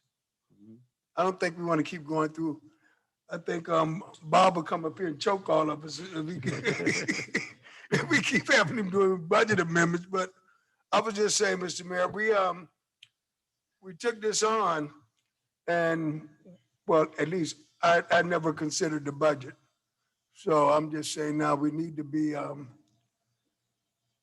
in constant mindful of the budget and where we at this time and what we have to work with, and what we can stay until the new budget year. So what I'm thinking about doing and to kind of concentrating all these thoughts, I'm going to repeat the items that everybody has said. We're going to kick it over to management to give management thoughts. Management's going to tell us what's possible within this year. And then also highlight, potentially bring it back to us on what's budgeted or what not. And also the timing of it to get done. And the lastly is whether or not we got the support of everyone to get it done. So those are the 3 things I'm making sure that we get on all these items as I go through each section. Okay. All right. Okay. You have something? Yeah, Mr. Mayor, and just so you know, what my vision is for those priorities to be narrowed down tonight, where we can go back and look at budgetary consideration. We do one more workshop where we firm everything up, look at budgetary considerations, and hopefully have a resolution on the books within the next month and a half or so. So it gives staff some time to do their homework, and Mr. Anthony some time to look at the budget, and then we can come back and look at those budgetary impacts and review those with you all at another workshop. Awesome. Thank you. All right. So I got first to submit a citywide beautification plan. They said they're already moving on that. And that'll be first meeting in June. Any nays against that? All right. Second was a contract to citywide deep cleaning with tree trimming, gutter cleaning, and pressure washing. What's the time frame of budget, or what will we do with that? Like, how does that actually work? And can that happen this year? Can part of it happen this year? What is the realistic ability for us to get something like that done? For the deep clean as it relates to the gutters, we are currently using a third-party vendor. We need to go back to budget to see if we have the financial wherewithal to support that initiative. And we'll come back to you with a plan of action. All right, and that's same with tree trimming too? Same with tree trimming, yes, All sir. right, and one thing that was mentioned that I didn't hear was pressure washing. Even now, when I went to go get my second COVID shot today, I was at the parks and there's areas in which you can see the water stains on the buildings that can be just quickly pressure cleaned. And Vice Mayor, I mean Commissioner Davis mentioned that. What's the likelihood of us doing some type of pressure cleaning in the city this year? Pressure cleaning is in the pipeline right now for reviving our medians. The curbs along our medians are going to be pressure cleaned within a short period of time. I expect that to be done within a month. And then we'll move back to doing the same thing to our facilities. Okay. All right. So we're asking management to come back to us with details on the citywide deep cleaning, including tree trimming, gutter cleaning, pressure washing. No nays? Go ahead. What you got? The fact that we have to hire a third-party company, is that because of lack of staffing? That's To correct. assume, right? Yes. All right, so I'm assuming there's also a staffing issue. Do we have candidates? We have a staffing issue in our stormwater section, which is responsible for the maintenance of our stormwater drainage. No, I'm saying, do we have candidates that want to be hired? We As had opposed to candidates that getting a were third party. interviewed, but they didn't pass the test. And So is there a way that we're advertising to get a different caliber of people? Or we just, as they come in, that's how we do it? we're, at this time, we're relying on human resources for that aspect of the operation. But in addition to that, we're working, like the mayor said previously, with the prison system and community cleanup groups to help us with these challenges. And with the prisoners and the cleanup groups, how much can they do? Only thing they can do is pick up trash? They're going to Can be they do the doing pressure trash. washing and stuff like that? Or are Trash they limited to collection. the things that they can do? At this time, we do not know if they will be able to do the tree trimming work, but they'll be mainly focused on litter collection and trash. Okay, Mr. Manager, is there a way that we can get more candidates in as opposed to hiring a third party? Because we talked about the budget, but if we have the budget for staff, is that something? we can Money, look at? so when we're looking at the budget and we're looking at staffing, one of those things is looking at diverting staffing funds over to third-party vendor allocation. I would speak to HR and ask what the difficulty is as far as the candidates, where are we getting the candidate pools from?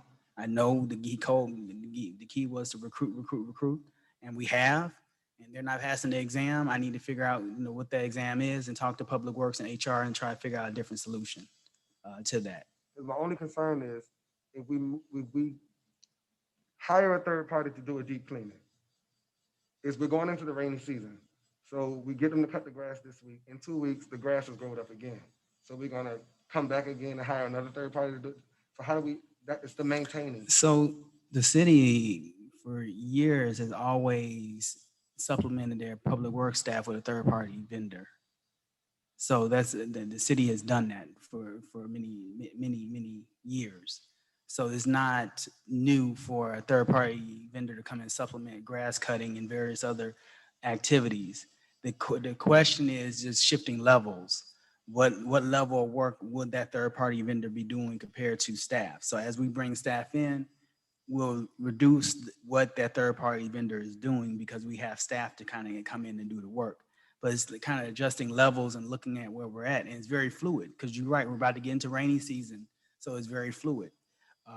At this point, I'm depending on third party contractors because we have attempted recruitment. We have done job postings, and we will, like I said, I will dig into this more as soon as tomorrow to kind of figure out, do we not have a test done?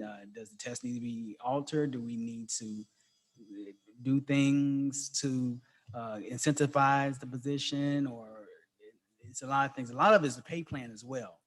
And I can tell you that is something that's not going to be able to happen this year.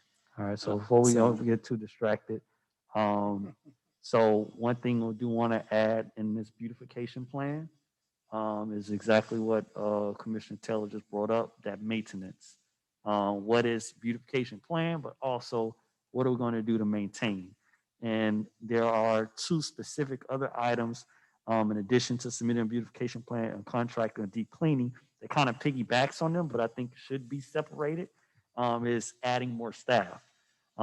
Many of us have stood up there and said we specifically want more staff in public works. Where they are, what they do, I think that's on management, but adding staff is very important. So is that something that we can look into, Mr. Manager, to make sure gets done? We can look into the recruitment practices of how we're recruiting staff. I cannot provide any guarantees because I don't want to necessarily agree to change a testing standard or change a standard to in order to do a surge of recruitment. So I have to get with HR and figure out what the actual issue is and see what adjustments need to be made. But as Mr. Austin stated, we've had people apply, we've had people interview, and they passed through the interview and they have not succeeded through the testing process. So I just have to look at that process and see if it needs to be altered. That's fine. Our purpose right now is to see if it's feasible and it's possible for us as a commission to approve this as what we want staff to work on, to bring back to us for this year's priority. So this is what I want to be very clear about. All these things, what we're talking about doing right now is whether or not staff has the capacity and willingness and ability to make sure that we make modifications in this budget and also next year's budget, and that y'all can put that stuff together and bring it back to us, so that we can see the options and then vote on what we're moving forward on. So I see everyone's all clear about adding staff. The partnership, go ahead. If I can interject, to reply to Commissioner Taylor's request, for the sustainability of our beautification effort, it's not only relegated to public works, but the private citizens and businesses to maintain the aspects of the swale that we have now upgraded and brought into compliance. Mm-hmm. Okay, so that beautification plan would come with some type of private property code enforcement Correct. plan as a part of that beautification plan. Correct. Okay. All right. Mr. Mayor. Mr. Mayor, I'm sorry. I forgot who. I didn't know who went. Ladies first. Go ahead, Vice Mayor. Mr. Mayor, I wanted to, I guess, thank you, Mr. Austin. I know that when we met back in December, we talked about two things that I did want to make sure we prioritized were the illegal dumping. And, that was one of the things that we wanted to make sure I worked on, and bringing back the prison initiative for the workers. I know, like I said, when I was growing up here in Opalocka, that was something that happened, and we it did dissipate. But I wanted to make sure. So I'm glad to hear that that process is coming back. What are if you can report back to us, and I know Commissioner Taylor just asked, like, what are some of the, besides just cleaning, which we do need people picking up trash, but if you can find out what are some of those other entities that they can do, that the prisoners can do, that can possibly help, with this list, so that we can, get some of the priorities on this list possibly, taken off. Maybe, I don't know if that budget, I know when we talked again, talked in December, we needed to look at that, what that looks like with the state of Florida. So if you can just, after getting that research and letting us know what they can and cannot do. I do know that when I did my research, it is more than just picking up trash. So we can, look at that. But I am glad that those two things that we did discuss a few months ago, I'm hearing that, are on point.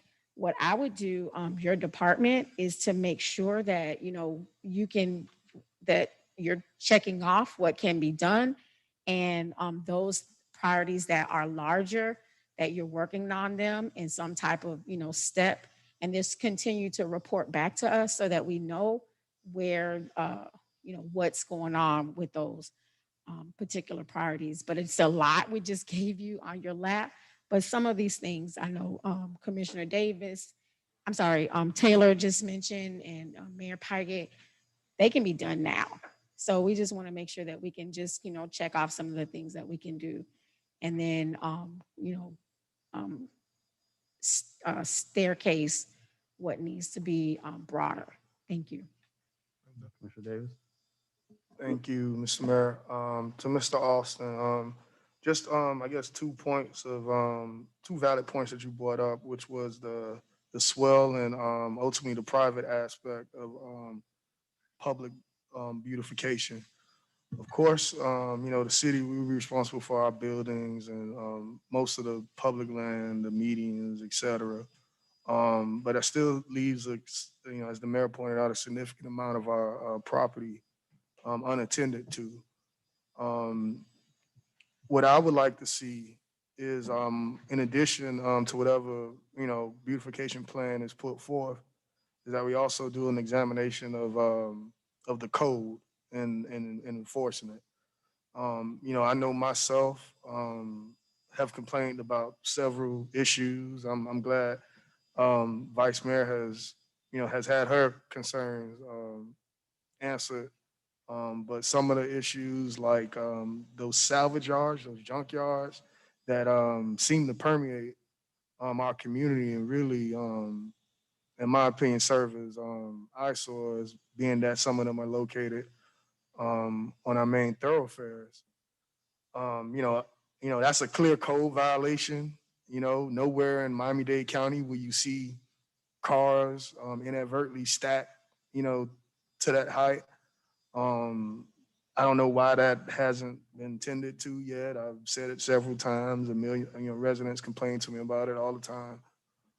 But I would like to see some sort of comprehensive code um, analysis and enforcement that speaks to not only private businesses and their requirements to maintain and ultimately keep their property in a respectable manner, but also our homeowners. Um, as you mentioned, the swell. I personally had the opportunity to paint my house and pressure clean my driveway, and I just tell you just a significant difference that I was able to see, in my own area was very impactful and really kind of the spirit behind this item. Even if we look at examples to the north, like the city of Miami Gardens, which um, I really don't necessarily agree with the way that they went about encouraging their homeowners and businesses to kind of value their properties because it was kind of inadvertently done through their code and almost arbitrarily in a sense. I would like to see maybe we can I don't know pressure clean their have some sort of initiative where we pressure clean sidewalks maybe the first time, and then we say, hey, the residents are, you're responsible for maintaining it after that, right? Like, or maybe subsidizing it in a way where we can borrow water um, in exchange for the beautification taking place. So, in addition to whatever we put forth as a city for what we would like to see, um, I just want to ensure that we are speaking to, as the mayor and others have pointed out, that we are speaking to those commercial aspects as well as the private concern as well. Thank you. So, Commissioner Davis, with that, I can tell that that's in a whole another thing that I think is something we need to address. And I want to hear from my colleagues on whether or not including a comprehensive evaluation of our code um, to identify areas in which can help with beautification. Is that something we want to see done within the next year? I got you. So you're Well, down I for was gonna that. say, I'm down for it too. I I got gotta a, hear from everybody else. I guess, I'm sorry, Mr. Mayor. My question is, do we have enough? I mean, we're talking about public works. We don't have enough employees there. So I mean, maybe someone can answer the question. Do we have enough code enforcement officers to do a plan to, to carry through? Is that something that we have? If we don't have, I don't know if we even have this discussion right now. So ideally, what we want to do is put it out there as this is something that we want first, and then see when management can get it done. At the end of the day, if we want it done, it's supposed to get done. Period. So it's whether or not management tells us if it can be done now, it can be done later. But that's why I want to just double check with the rest of my colleagues on whether or not that comprehensive review, because that is a big deal. And it may take a while to do, but we got to get started somewhere if we want to do that. So want to hear from the rest. I know I'm in support of that. Anyone else is in support of that comprehensive review of our code for private property enforcement? Something we want to tackle. Mr. Mayor, Commissioner Burke. the only problem I have with that is, I think it would be unfair to go back in the Cairo Lane area, messing with the junkyard and the business owners back there until we get their roads fixed. I mean, right now, we're costing them a lot of money as it is. And I think the last commission, um, as, as a concession, gave them that extra, and I know Commissioner Davis talked about that extra height. That was granted with the last commission, with the exception that when a hurricane is coming, they have to pull them down. So I think we need to lay off of them until we can get their roads fixed back there and they can start making money. And then maybe we can put some more restrictions on them. But to go back there messing with them now, with the roads to where they are back there, especially after it rained this weekend, I know today, most of the places back there didn't make no money because you couldn't get back there without a truck.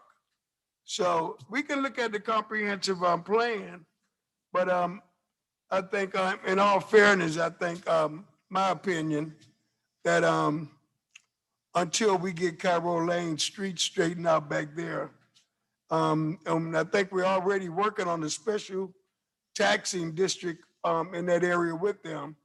So I just think until we get them squared away back there, maybe after we get them squared away, we can look at messing with that third layer of cars that they have that you can see coming through.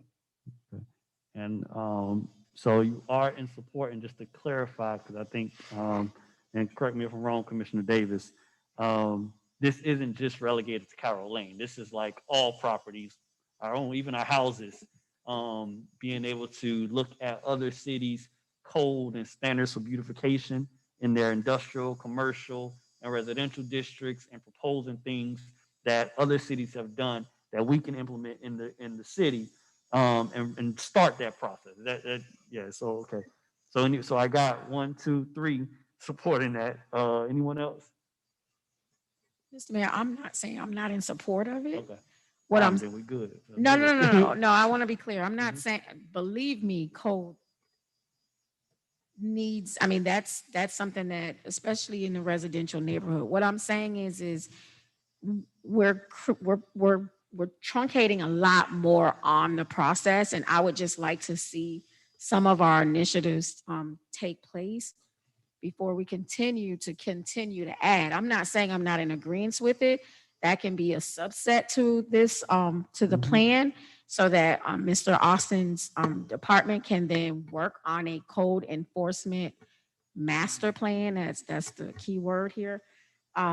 So believe me, I'm not saying we need, but that's very important, because if you do live in the city, there are plenty of residents that need to have a wake-up call in some form or fashion to get the beautification of their property up to standard. I'm just saying, let's just work with what we have perhaps, and then we can have that on the back end. But that's me. So completely understand. One thing I do want us to be clear about is that this is literally our first time as a commission going through what we want. So we're throwing this stuff out there. Management is going to come back to us and say, yeah, we can't do that now. We can do this later. Well, we can do this now. We can do that later. So that's the point. We're going to put this stuff as I got 6 items under beautification that they're going to move on in terms of that. So the last thing that I did not put out there that I wanted us to talk about in terms of beautification, I think it's important for us to have an event either monthly or quarterly or a community cleanup, and literally make that the foundation of Opalocka. Like every last Saturday or every first month of the quarter or the season, all of us is going to get out there as a community. We can have a big event, and we just out there doing cleanups as a part of an annual calendar of what we do. Didn't mention that, but it's definitely something I think would be important. And I would love to see if it was something that anybody else would like to try and make happen. And we can find sponsors and all that stuff if we want. But that's one thing I wanted to put out there. Sport. Yes, no, no. Okay, that one's dead. All right. Let's move on to the next one. Let's keep it moving then, y'all. All right. So I got beautification plan, citywide deep cleaning, adding more staff, partnerships with organizations and institutions, the illegal dumping awarding system, and examination of code enforcement for beautification. Let's move on to the next thing that I've seen is that parks and recreation. Oh, you got something, Mr. Manager?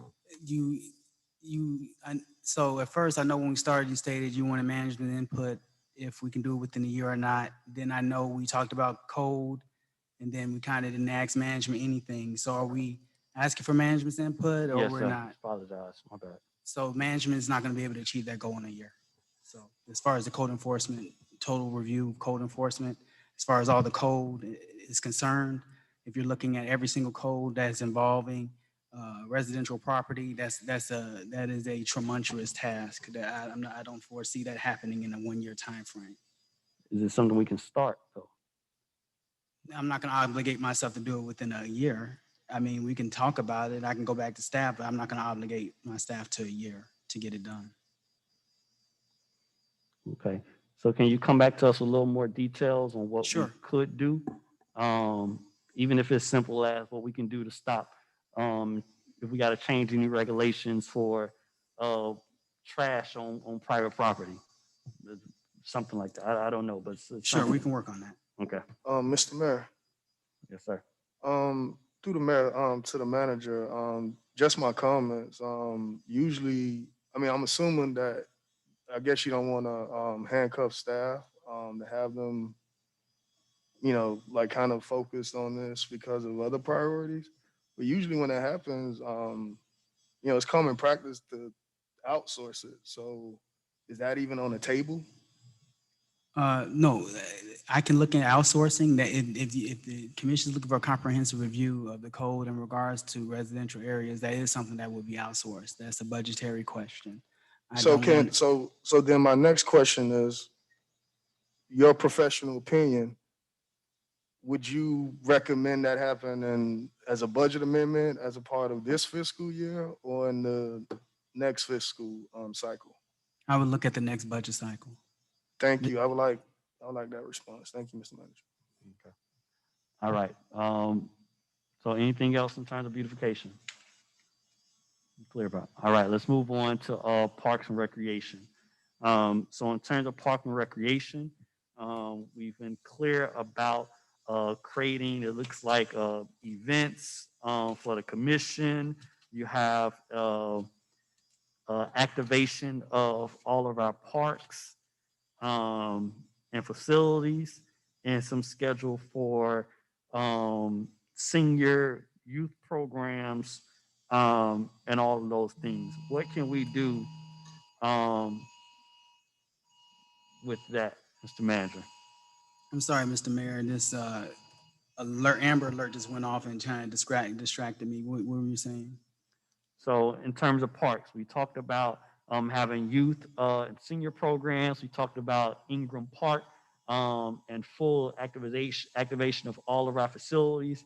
And also Commissioner Davis also talked about making Magnolia Park officially a part of our park system. Where we are, what can we expect from management in regards to something we can approve in a clear plan, a clear initiative that we can see happen over this next year and a half? As far as Magnolia Park, I think that's just a recognition of the commission identifying the park as an official city park and us owning the property, which I think we already do. So I just have to look at legislatively what's required to be done by the commission. So yes, that can be done within this budget cycle. We currently maintain and take care of that park currently as it is anyway, currently. I will ask our Parks and Recs director to come up to answer any other further questions you may have about that specific property or any other Parks and Recreation issue. Good evening, everyone. Delvin, Parks and Rec Director. As far as in activation, we're still under CDC. But we have activated Helen Miller for our vaccination site. We're looking to host summer camp there, as well as activate our fitness trail there. Here at Shabandi, we're looking to bring it back youth football and to offer different programs here as well.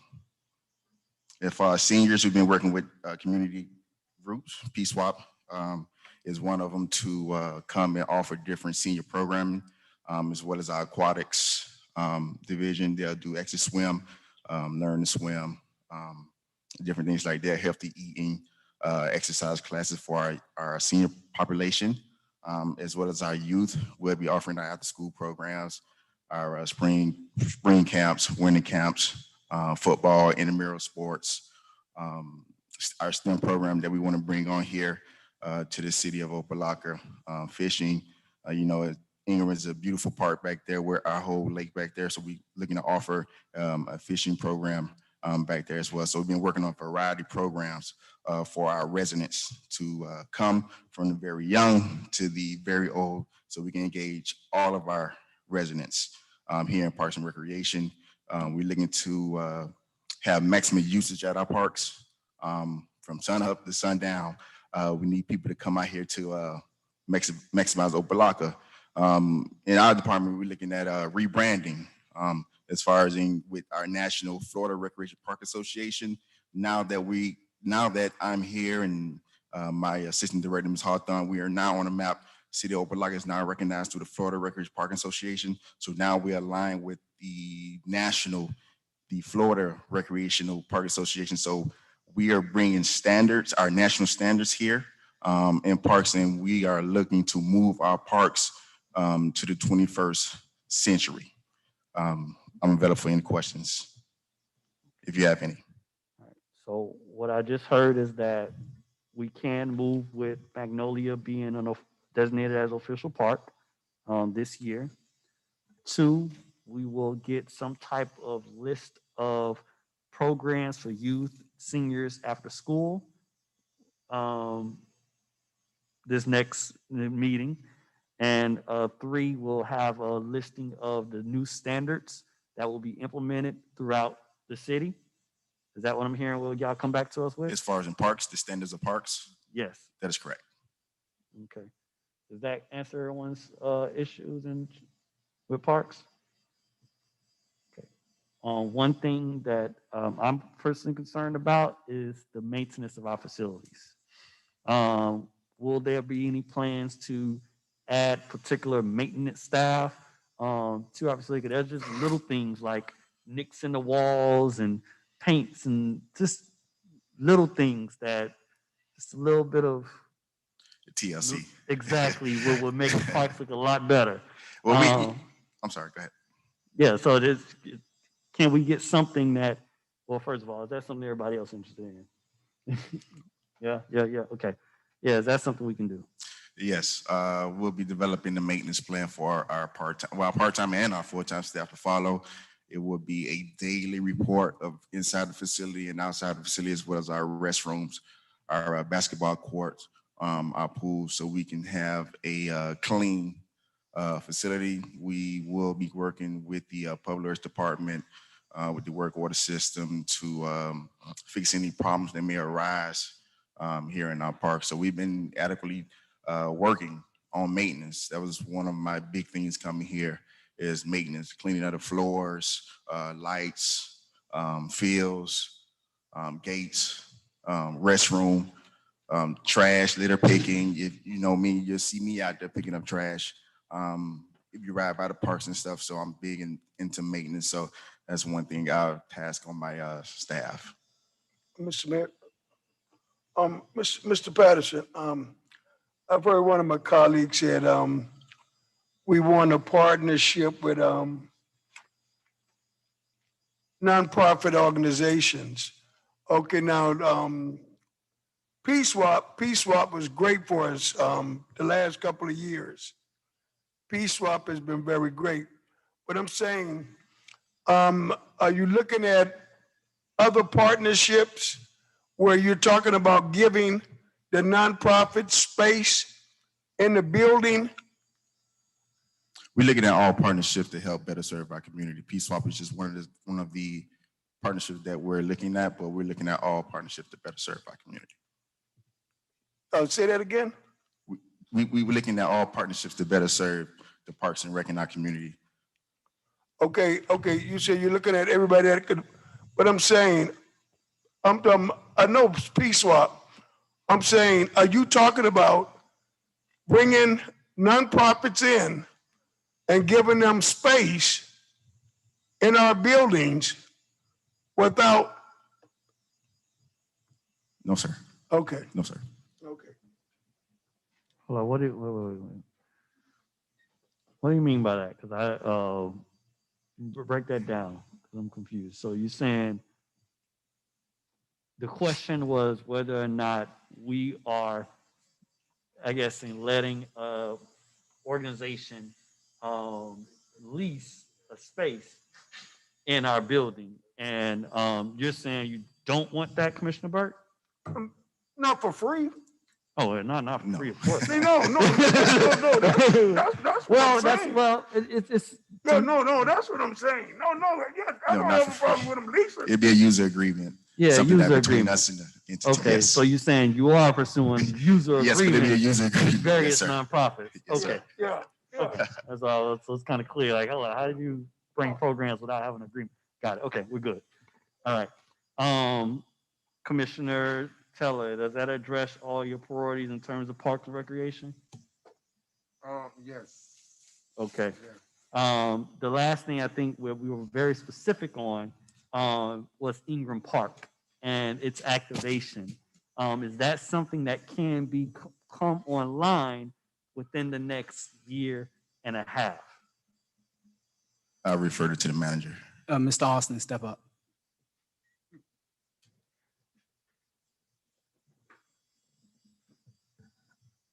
There are several aspects to Ingram Park that needs to be evaluated.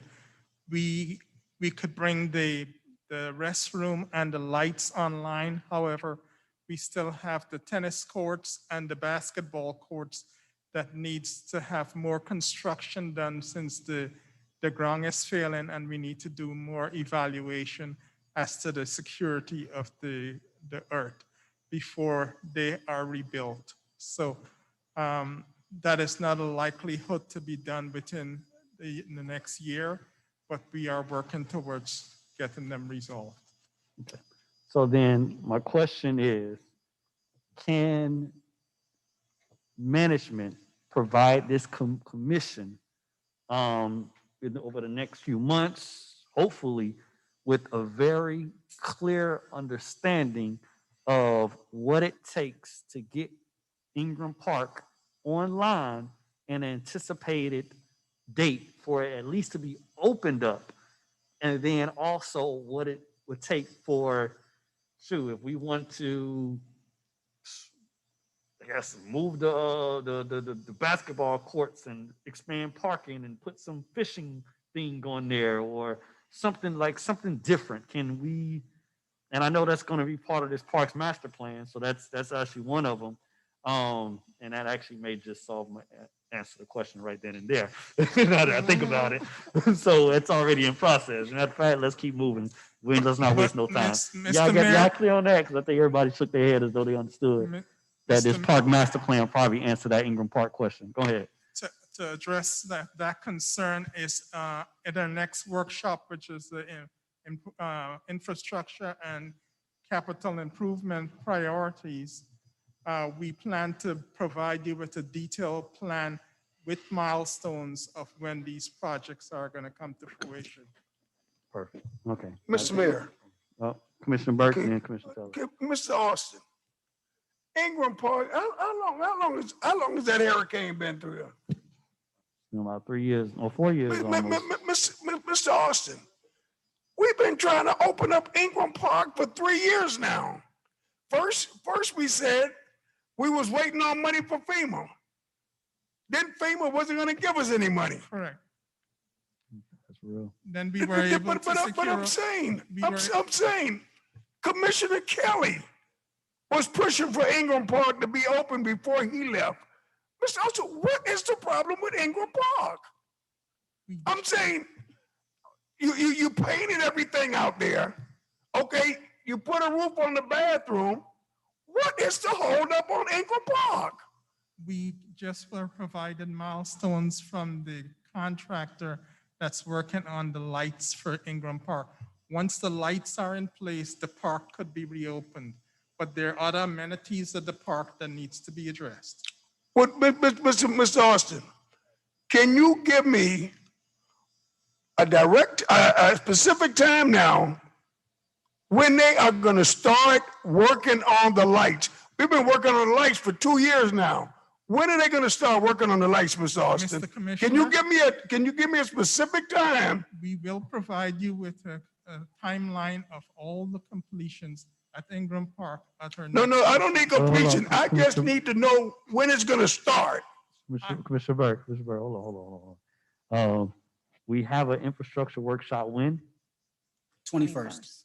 So by the 21st, he's gonna have an answer to his question, right? Yes, sir. Clearly, all details, very clear. Yes, sir. All right. So, Thank- yeah, we're thank gonna you. make sure you get, it's gonna happen, all right? All right, so I got 5 things under this parks.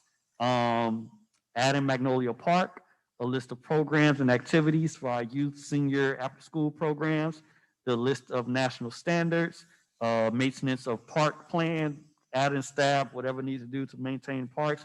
And then 5 specifically, even though this is part of this comprehensive plan, what are the steps and milestones for Ingram Park to be completed? That's our priorities as a commission right now that we want management to come back to us on and be very clear about. All right. Mr. Mayor? Yes. Just wanted to give Mr. Patterson just a recommendation. I've said this before. I know that because we're in COVID, and please do not believe this is an assault or anything on the staff, but I just don't know if the parks aren't clearly open, if there's, and this is not a real question, but this is a rhetorical question. What's the staff doing? So what can we do now to, if you're outlining what we're going to do, then what you should do is a coming soon, a flyer, pamphlet, coming soon, save the date. I know you don't have the dates yet, but now is the time, because we are in COVID, to engage the residents. Now is the time to come out of this building that's not open and hit the streets and engage and let the residents know that these projects and these things are going to happen in the parks. So when we do events, and I just want to be clear, because when we have events and 20 people are showing up, when it should be 200, that's a problem. And we can't just assume that we go to the neediest residents in the back blues or everywhere else and think that they're going to show up to our events. If we're not walking and knocking the neighborhood around this park, then there's no engagement. So I'm just, giving that, that piece to land on your lap. You have to engage now so that when everything opens, the residents know this is a save the date, but be ready because we're going to have an explosive parks and recreation plan that's going to come when we open the park. But we gotta do it now. And I think we've been talking about this, and I don't mean to be, but I know that I've talked to you. Um, the minute I was sworn in, you were the first, department that I had this meeting with. We got to engage. And if we're not getting out of this park to engage the residents with the coming soon or save the date plan, then it's offered not when you do open. Thank you. I just added that as number 6 because I know Commissioner Teller has that specifically on his list, and he was shaking his head, nodding his head, and I said it too, and Commissioner Davis. So number 6 is current citizen engagement and marketing plan for upcoming park activities.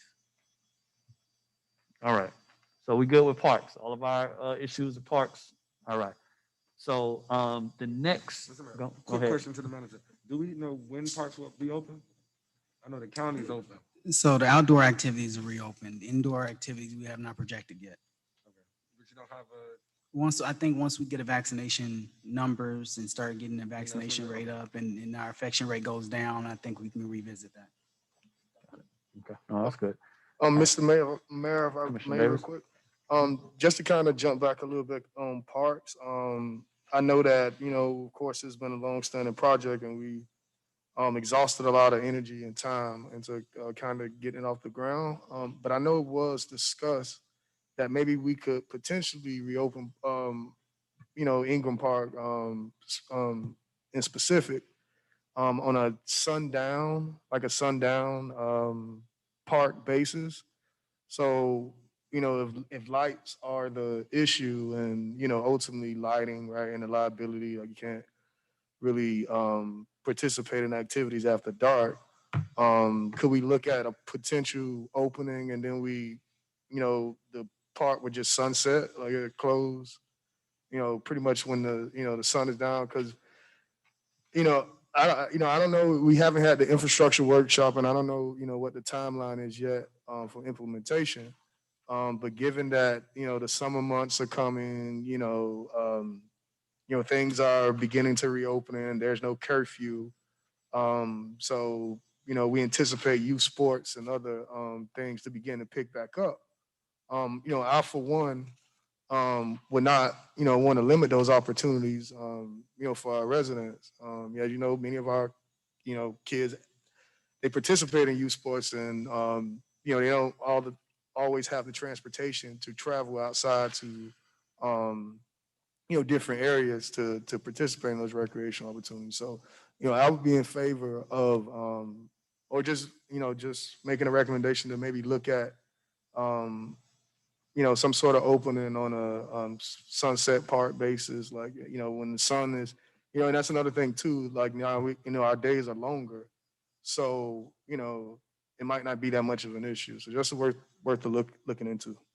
Thank you. Mr. All Mayor, right. So for the interest, hold on. For the interest of time, I just want to get my colleagues' perspective on whether we should put a hard stop at 8:30 or 9 o'clock, because it's 8 o'clock right now. 8:30. 8:30. Okay, so we'll do 8:30 hard stop.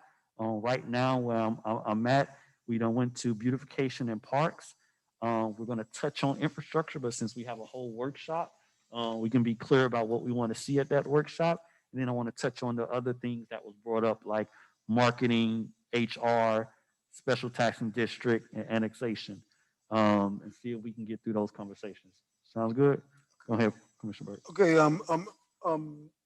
Mr. Patterson, Ingram Park, it's even in the daytime now, it's not even open for fishing? No, See, that's what I'm saying. If we can, the summer's coming, if we can just get some fishing time in the park, you know? we, And like Commissioner Davis was saying, the dust, it's some good fishing back there. we have a fishing, event April 24th. Yeah, through the it's some Parks- real good fishing Park. back there, and that's what I'm saying. Even if we can just open it up a couple of hours in the daytime for some of the residents to go, just go inside and fish. And then like Commissioner Davis and Dawn, you shut it down because you don't have lights. But it's been closed down for a long time.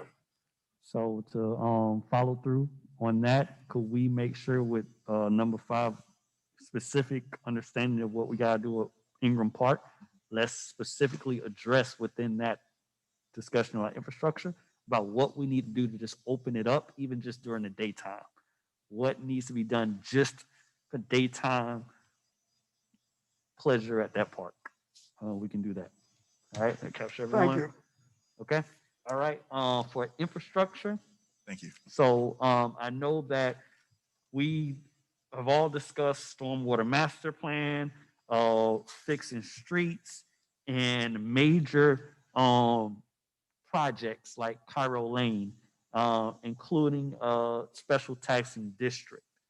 Um, could we be clear? Is that what this infrastructure workshop will lay out? And is there anything specifically that we want to see at this infrastructure workshop from the commission? So first, if I can get an understanding of exactly what we'll talk about in this infrastructure workshop, and then 2, if there's anything that is missing, then we state that very clearly so that they know that infrastructure, this is what we want. And then at that meeting, we can decide what will be priorities for the commission. Good, so go ahead, Manager Mr. Burke. Mayor, my only limitation is special taxing district. That will not be a discussion at the infrastructure workshop. It needs to be legislation passed and the study needs to be done. We can talk about it, but all it's gonna do is propose legislation. The resolution needs to be passed, the study needs to be done. So that's what we're saying. Can we get legislation done within this next few months or year and a half to start the process for a special taxing district? That's the question I think everyone's. To initiate the study, yes. Okay, so then we got that as infrastructure. So that will be discussed about what we need in order to initiate the special taxing district. What else?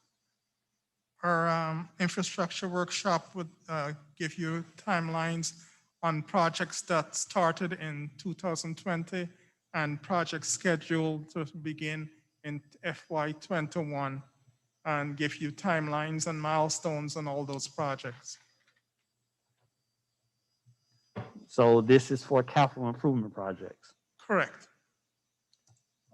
Okay, hold up.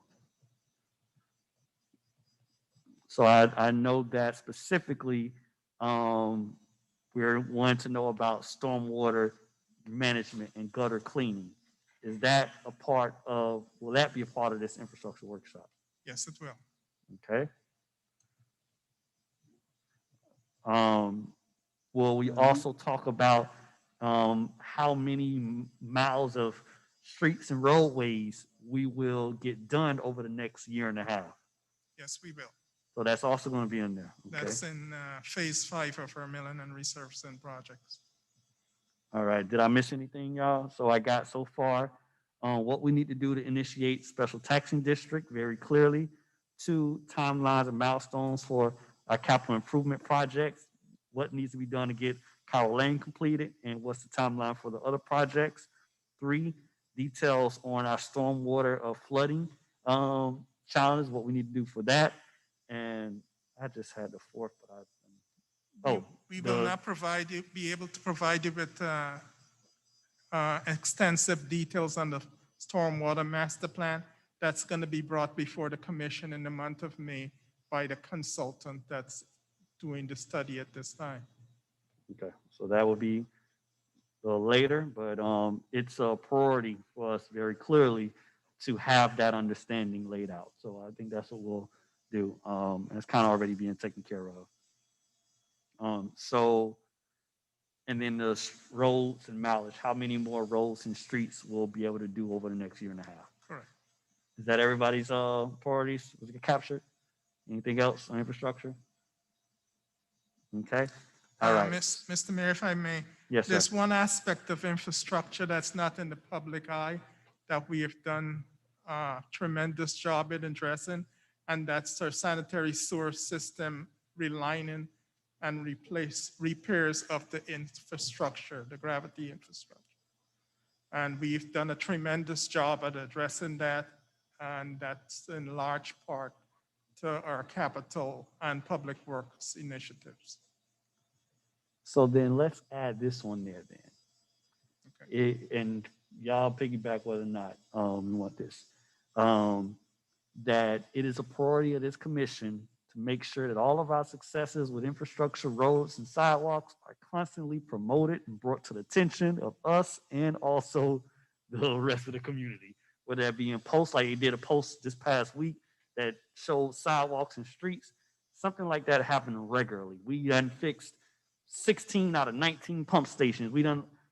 Can that be a priority that we make sure happens, that we get that information and that's disseminated and we can all applaud about it?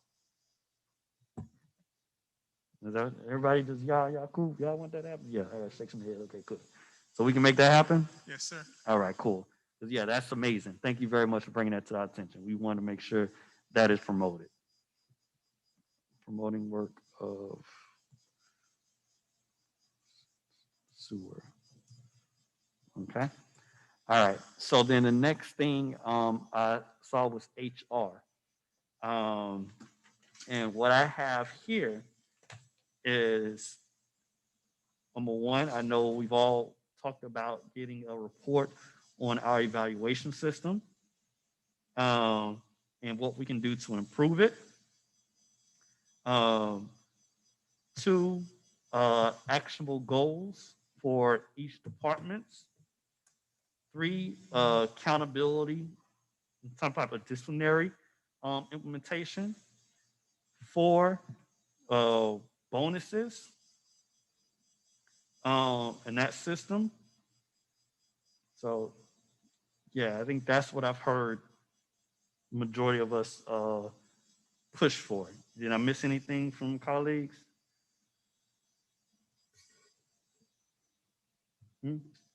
I want to get management's feedback on those. Oh, Mr. Mayor, I want to, I guess, make sure that the entire commission is in agreement with that. I think you and I were the only two that had. Maybe it wasn't a specific, but I don't, so I'm not sure if that's something, if not, if there's something else that's a priority, then, but I just want to make sure we're all in agreement with that piece. I just know that was. All right. Commissioner Teller? Advertising, What do you mean advertisement? Indeed.com, career source. Recruitment. That's a Recruitment good one. advertisement. That's a good one. So recruitment. So I have evaluation. I have accountability. I have goals, bonus, and recruitment. Being clear about our recruitment because that we do have a big problem with that in the city. Priorities. Anyone else? Mr. Mayor, Go ahead. just one, professional development. So if we talk Training. about, recruiting and maintaining and elevating our staff, we gotta put that, that's a very important line item. Okay. Mr. Mayor, you mentioned ethics training. You mentioned that Yeah, earlier. I annual wrote it ethics down, but I training. wasn't You're sure right. what I that did was. say that. So that's one support for ethics. Anybody else? No, I just wanted specifics. I wasn't sure what that entails. making sure that we annually have a ethics training for our employees. Basically, was it last year before last? It was mandated by management to make sure that all employees take ethics. So I don't know if that happened this past year, but I know it did about 2 years ago. It happened this year. You calling it what's It happened this year. it happened this year? Staff was mandated. Directors, I believe, were mandated to do ethics training. Just Ms. Ward can directors, speak no, I'm on talking it. about all staff. Okay. Okay, so. Ms. Ward, come up to the podium. Yeah, so let's be clear. Could you help us understand what we can do to, number one, get a comprehensive, can we do a report on our evaluation system and what we need to do to get better? Two, a set of actionable goals for each department. Three, a system of accountability and discipline. Three. Four, system of bonuses. Five, improving our recruitment. Six, establishing training. And seven, well, training actually, that includes, let's add that into ethics. So training that includes professional development and ethics. So yeah, management, your perspective So- on those priorities, what we can do and over this next year. I'll let Ms. Ward speak on everything except accountability and discipline. I wouldn't advise the commission to put that as a goal in a resolution to direct the manager's office to specifically deal with accountability and discipline. The city already has that accountability and disciplinary program. We already hold employees and staff accountable and discipline employees appropriately. I would not advise the commission to get in that water unless they truly want to, as far as actually laying it down in writing. Speaking on accountability and discipline and directing the manager's office either to have a program in insisting that there be more accountability or more discipline, having an opinion one way or the other, I would not advise the commission to have an opinion in writing one way or another in regards to the subject. Is duly noted, and I could put that as far as my goals and objectives, my own, to my staff, but I would not advise the commission to have that as a part of their goals and objectives to the manager's office. Just an opinion. At the end of the day, it's your decision if you want to do that. All right, Commissioner Taylor, you have it. Okay, so number one, do we have progressive discipline policy as a part of the city of Opalocka standard operation now? Is that passed? Is it on our books? Ms. Ward. Good evening, Mayor and Commission. Yes, we currently have a progressive disciplinary policy. When was that implemented? Over a year ago, I can provide a copy through the manager's office. So was that like a policy that was before the commission, or is that administrative policy? It's that was put in administrative place? policy through the Administrative manager's office, progressive disciplinary. All policies do not come before the commission. It may have been how it happened in past workings, but all policies are not necessarily required to come before the commission for approval. All right, so correct me if I'm wrong from my colleagues.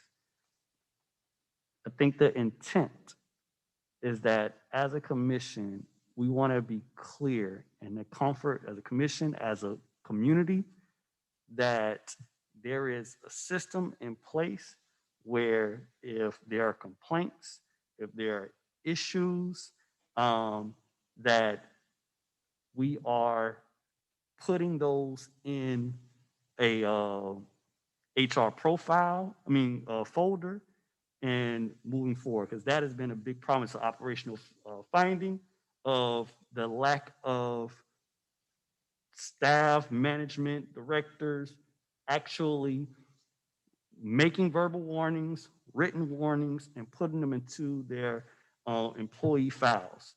That has been something that's been brought up on litigation, on all type of things. And we want, and y'all correct me if I'm wrong, to be clear that that is in place, that is happening, and either we get some type of report. We just want to make sure that is something that's happening. So that's what we're asking management to figure out what that means, but we need to have that confidence because right now we don't.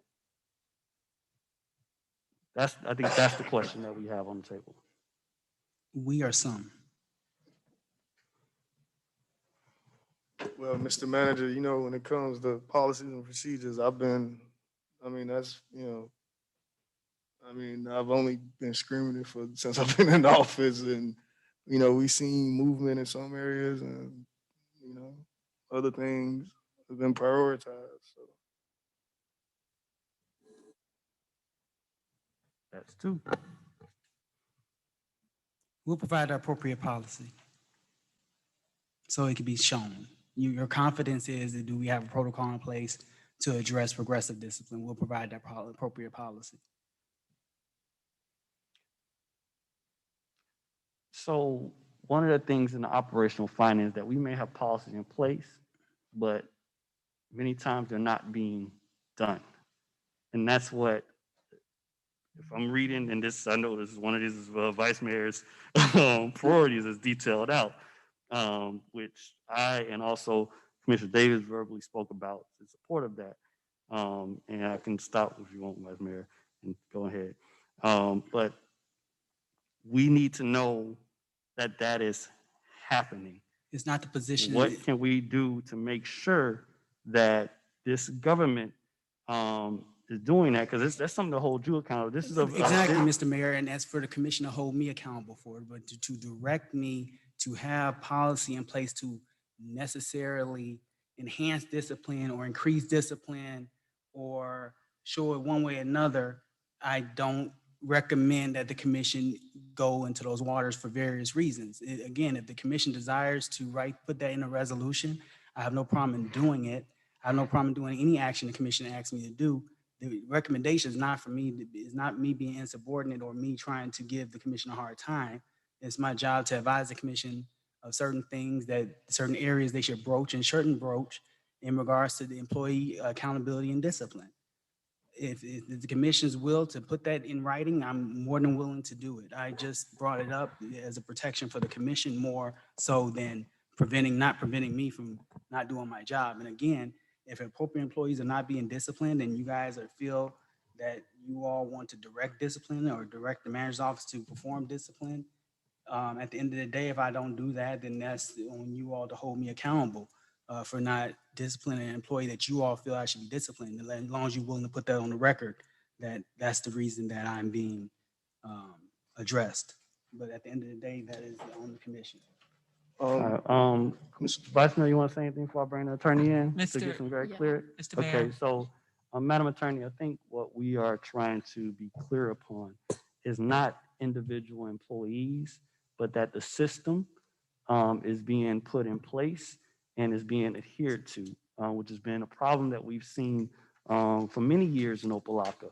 And we want to make sure that it is addressed. So what can we do as a commission within our power and authority to make sure that those systems are in place? We know what those systems are, and we have indicators of whether or not they are taking place so that we can hold the manager accountable to doing so with this list of priorities for his contract.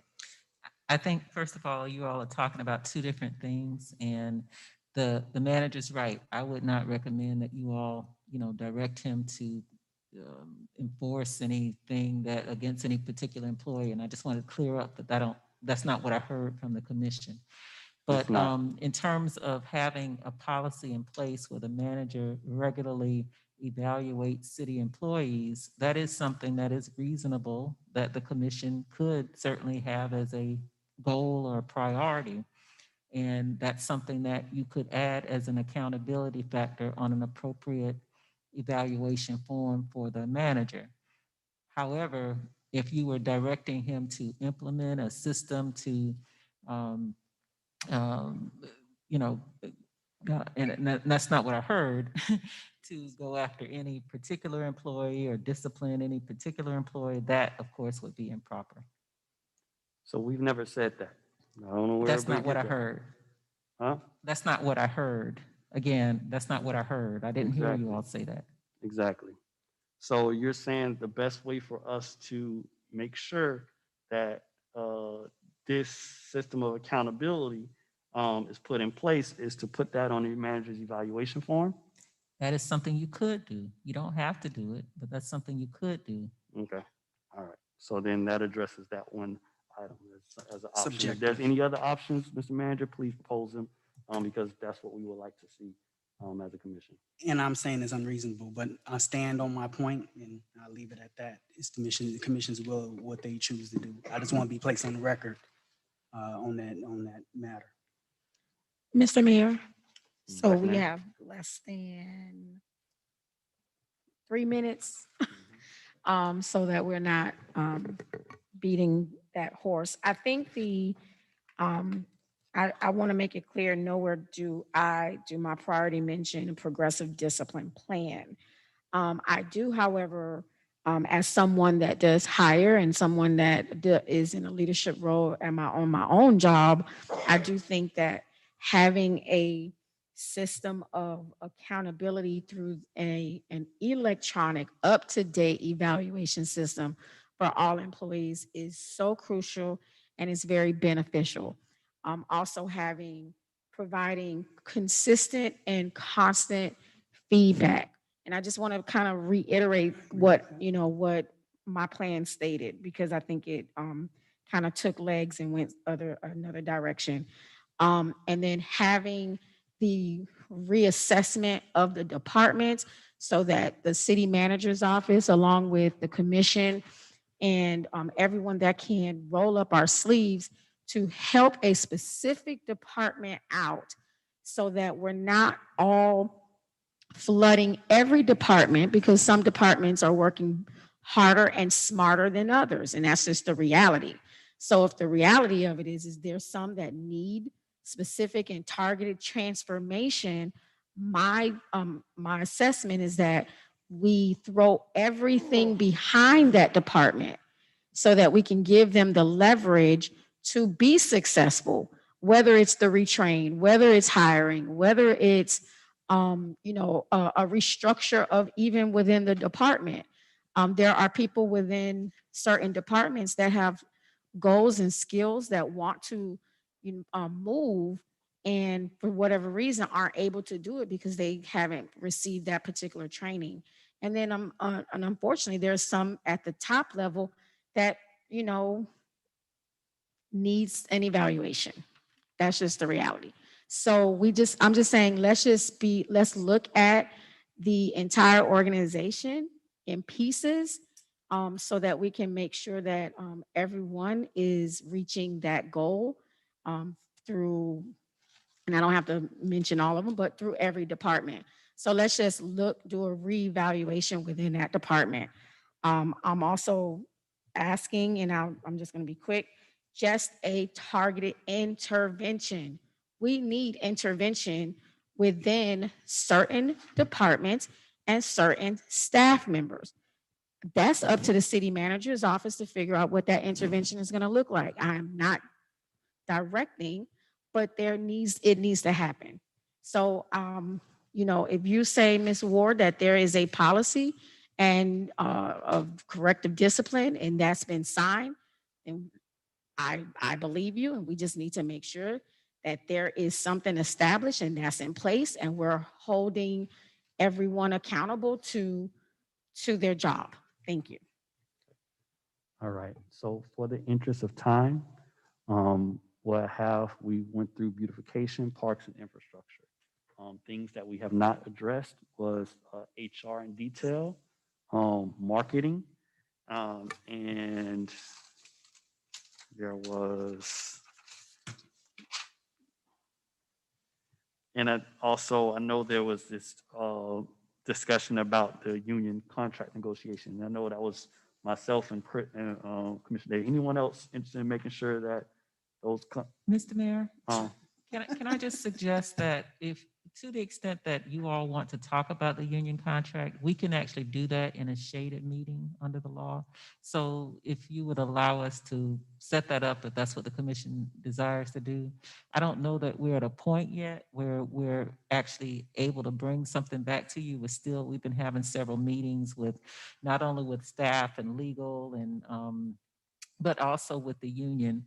I just don't know that we're at that point yet, but I would, ask you if you would allow us to get to a certain point where we have something to actually bring back to you all. And then at that time, we can do it in a shade meeting. Got it. All right, that's what the clarity we want to have. Thank you very much, Madam Attorney. So let's table those 3 items for now. What I wanted, I guess we're going to talk about infrastructure.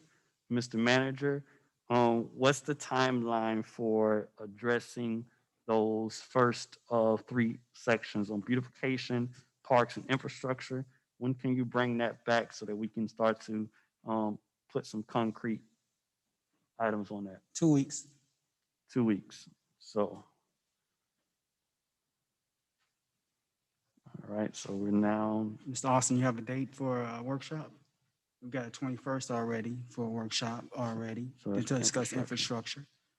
all right, so then to my colleagues, do you want to call a meeting? Because right now we have a regular commission meeting on the 14th, the infrastructure workshop, uh, on the 21st, we have our infrastructure workshop. We got a regular commission meeting on the 28th. Do we want to have another meeting that week of 26 to hear back from the manager and possibly flush out those other 2 items, because the third one will be on the shade meeting. Yeah. Make week of the 26. Commissioner Teller, Commissioner Burke, how y'all? Yeah, okay. All right, so we'll have the clerk poll the commission and management to put together that follow-up meeting where we will go into detail with that. So we'll send this out. I know that everybody took a lot of notes, and we'll get ready for the infrastructure workshop and this follow-up meeting. So if there any other discussion items we want to have before, any last thoughts before we close out? And Mr. Mayor, quick Mhm. question. Mhm.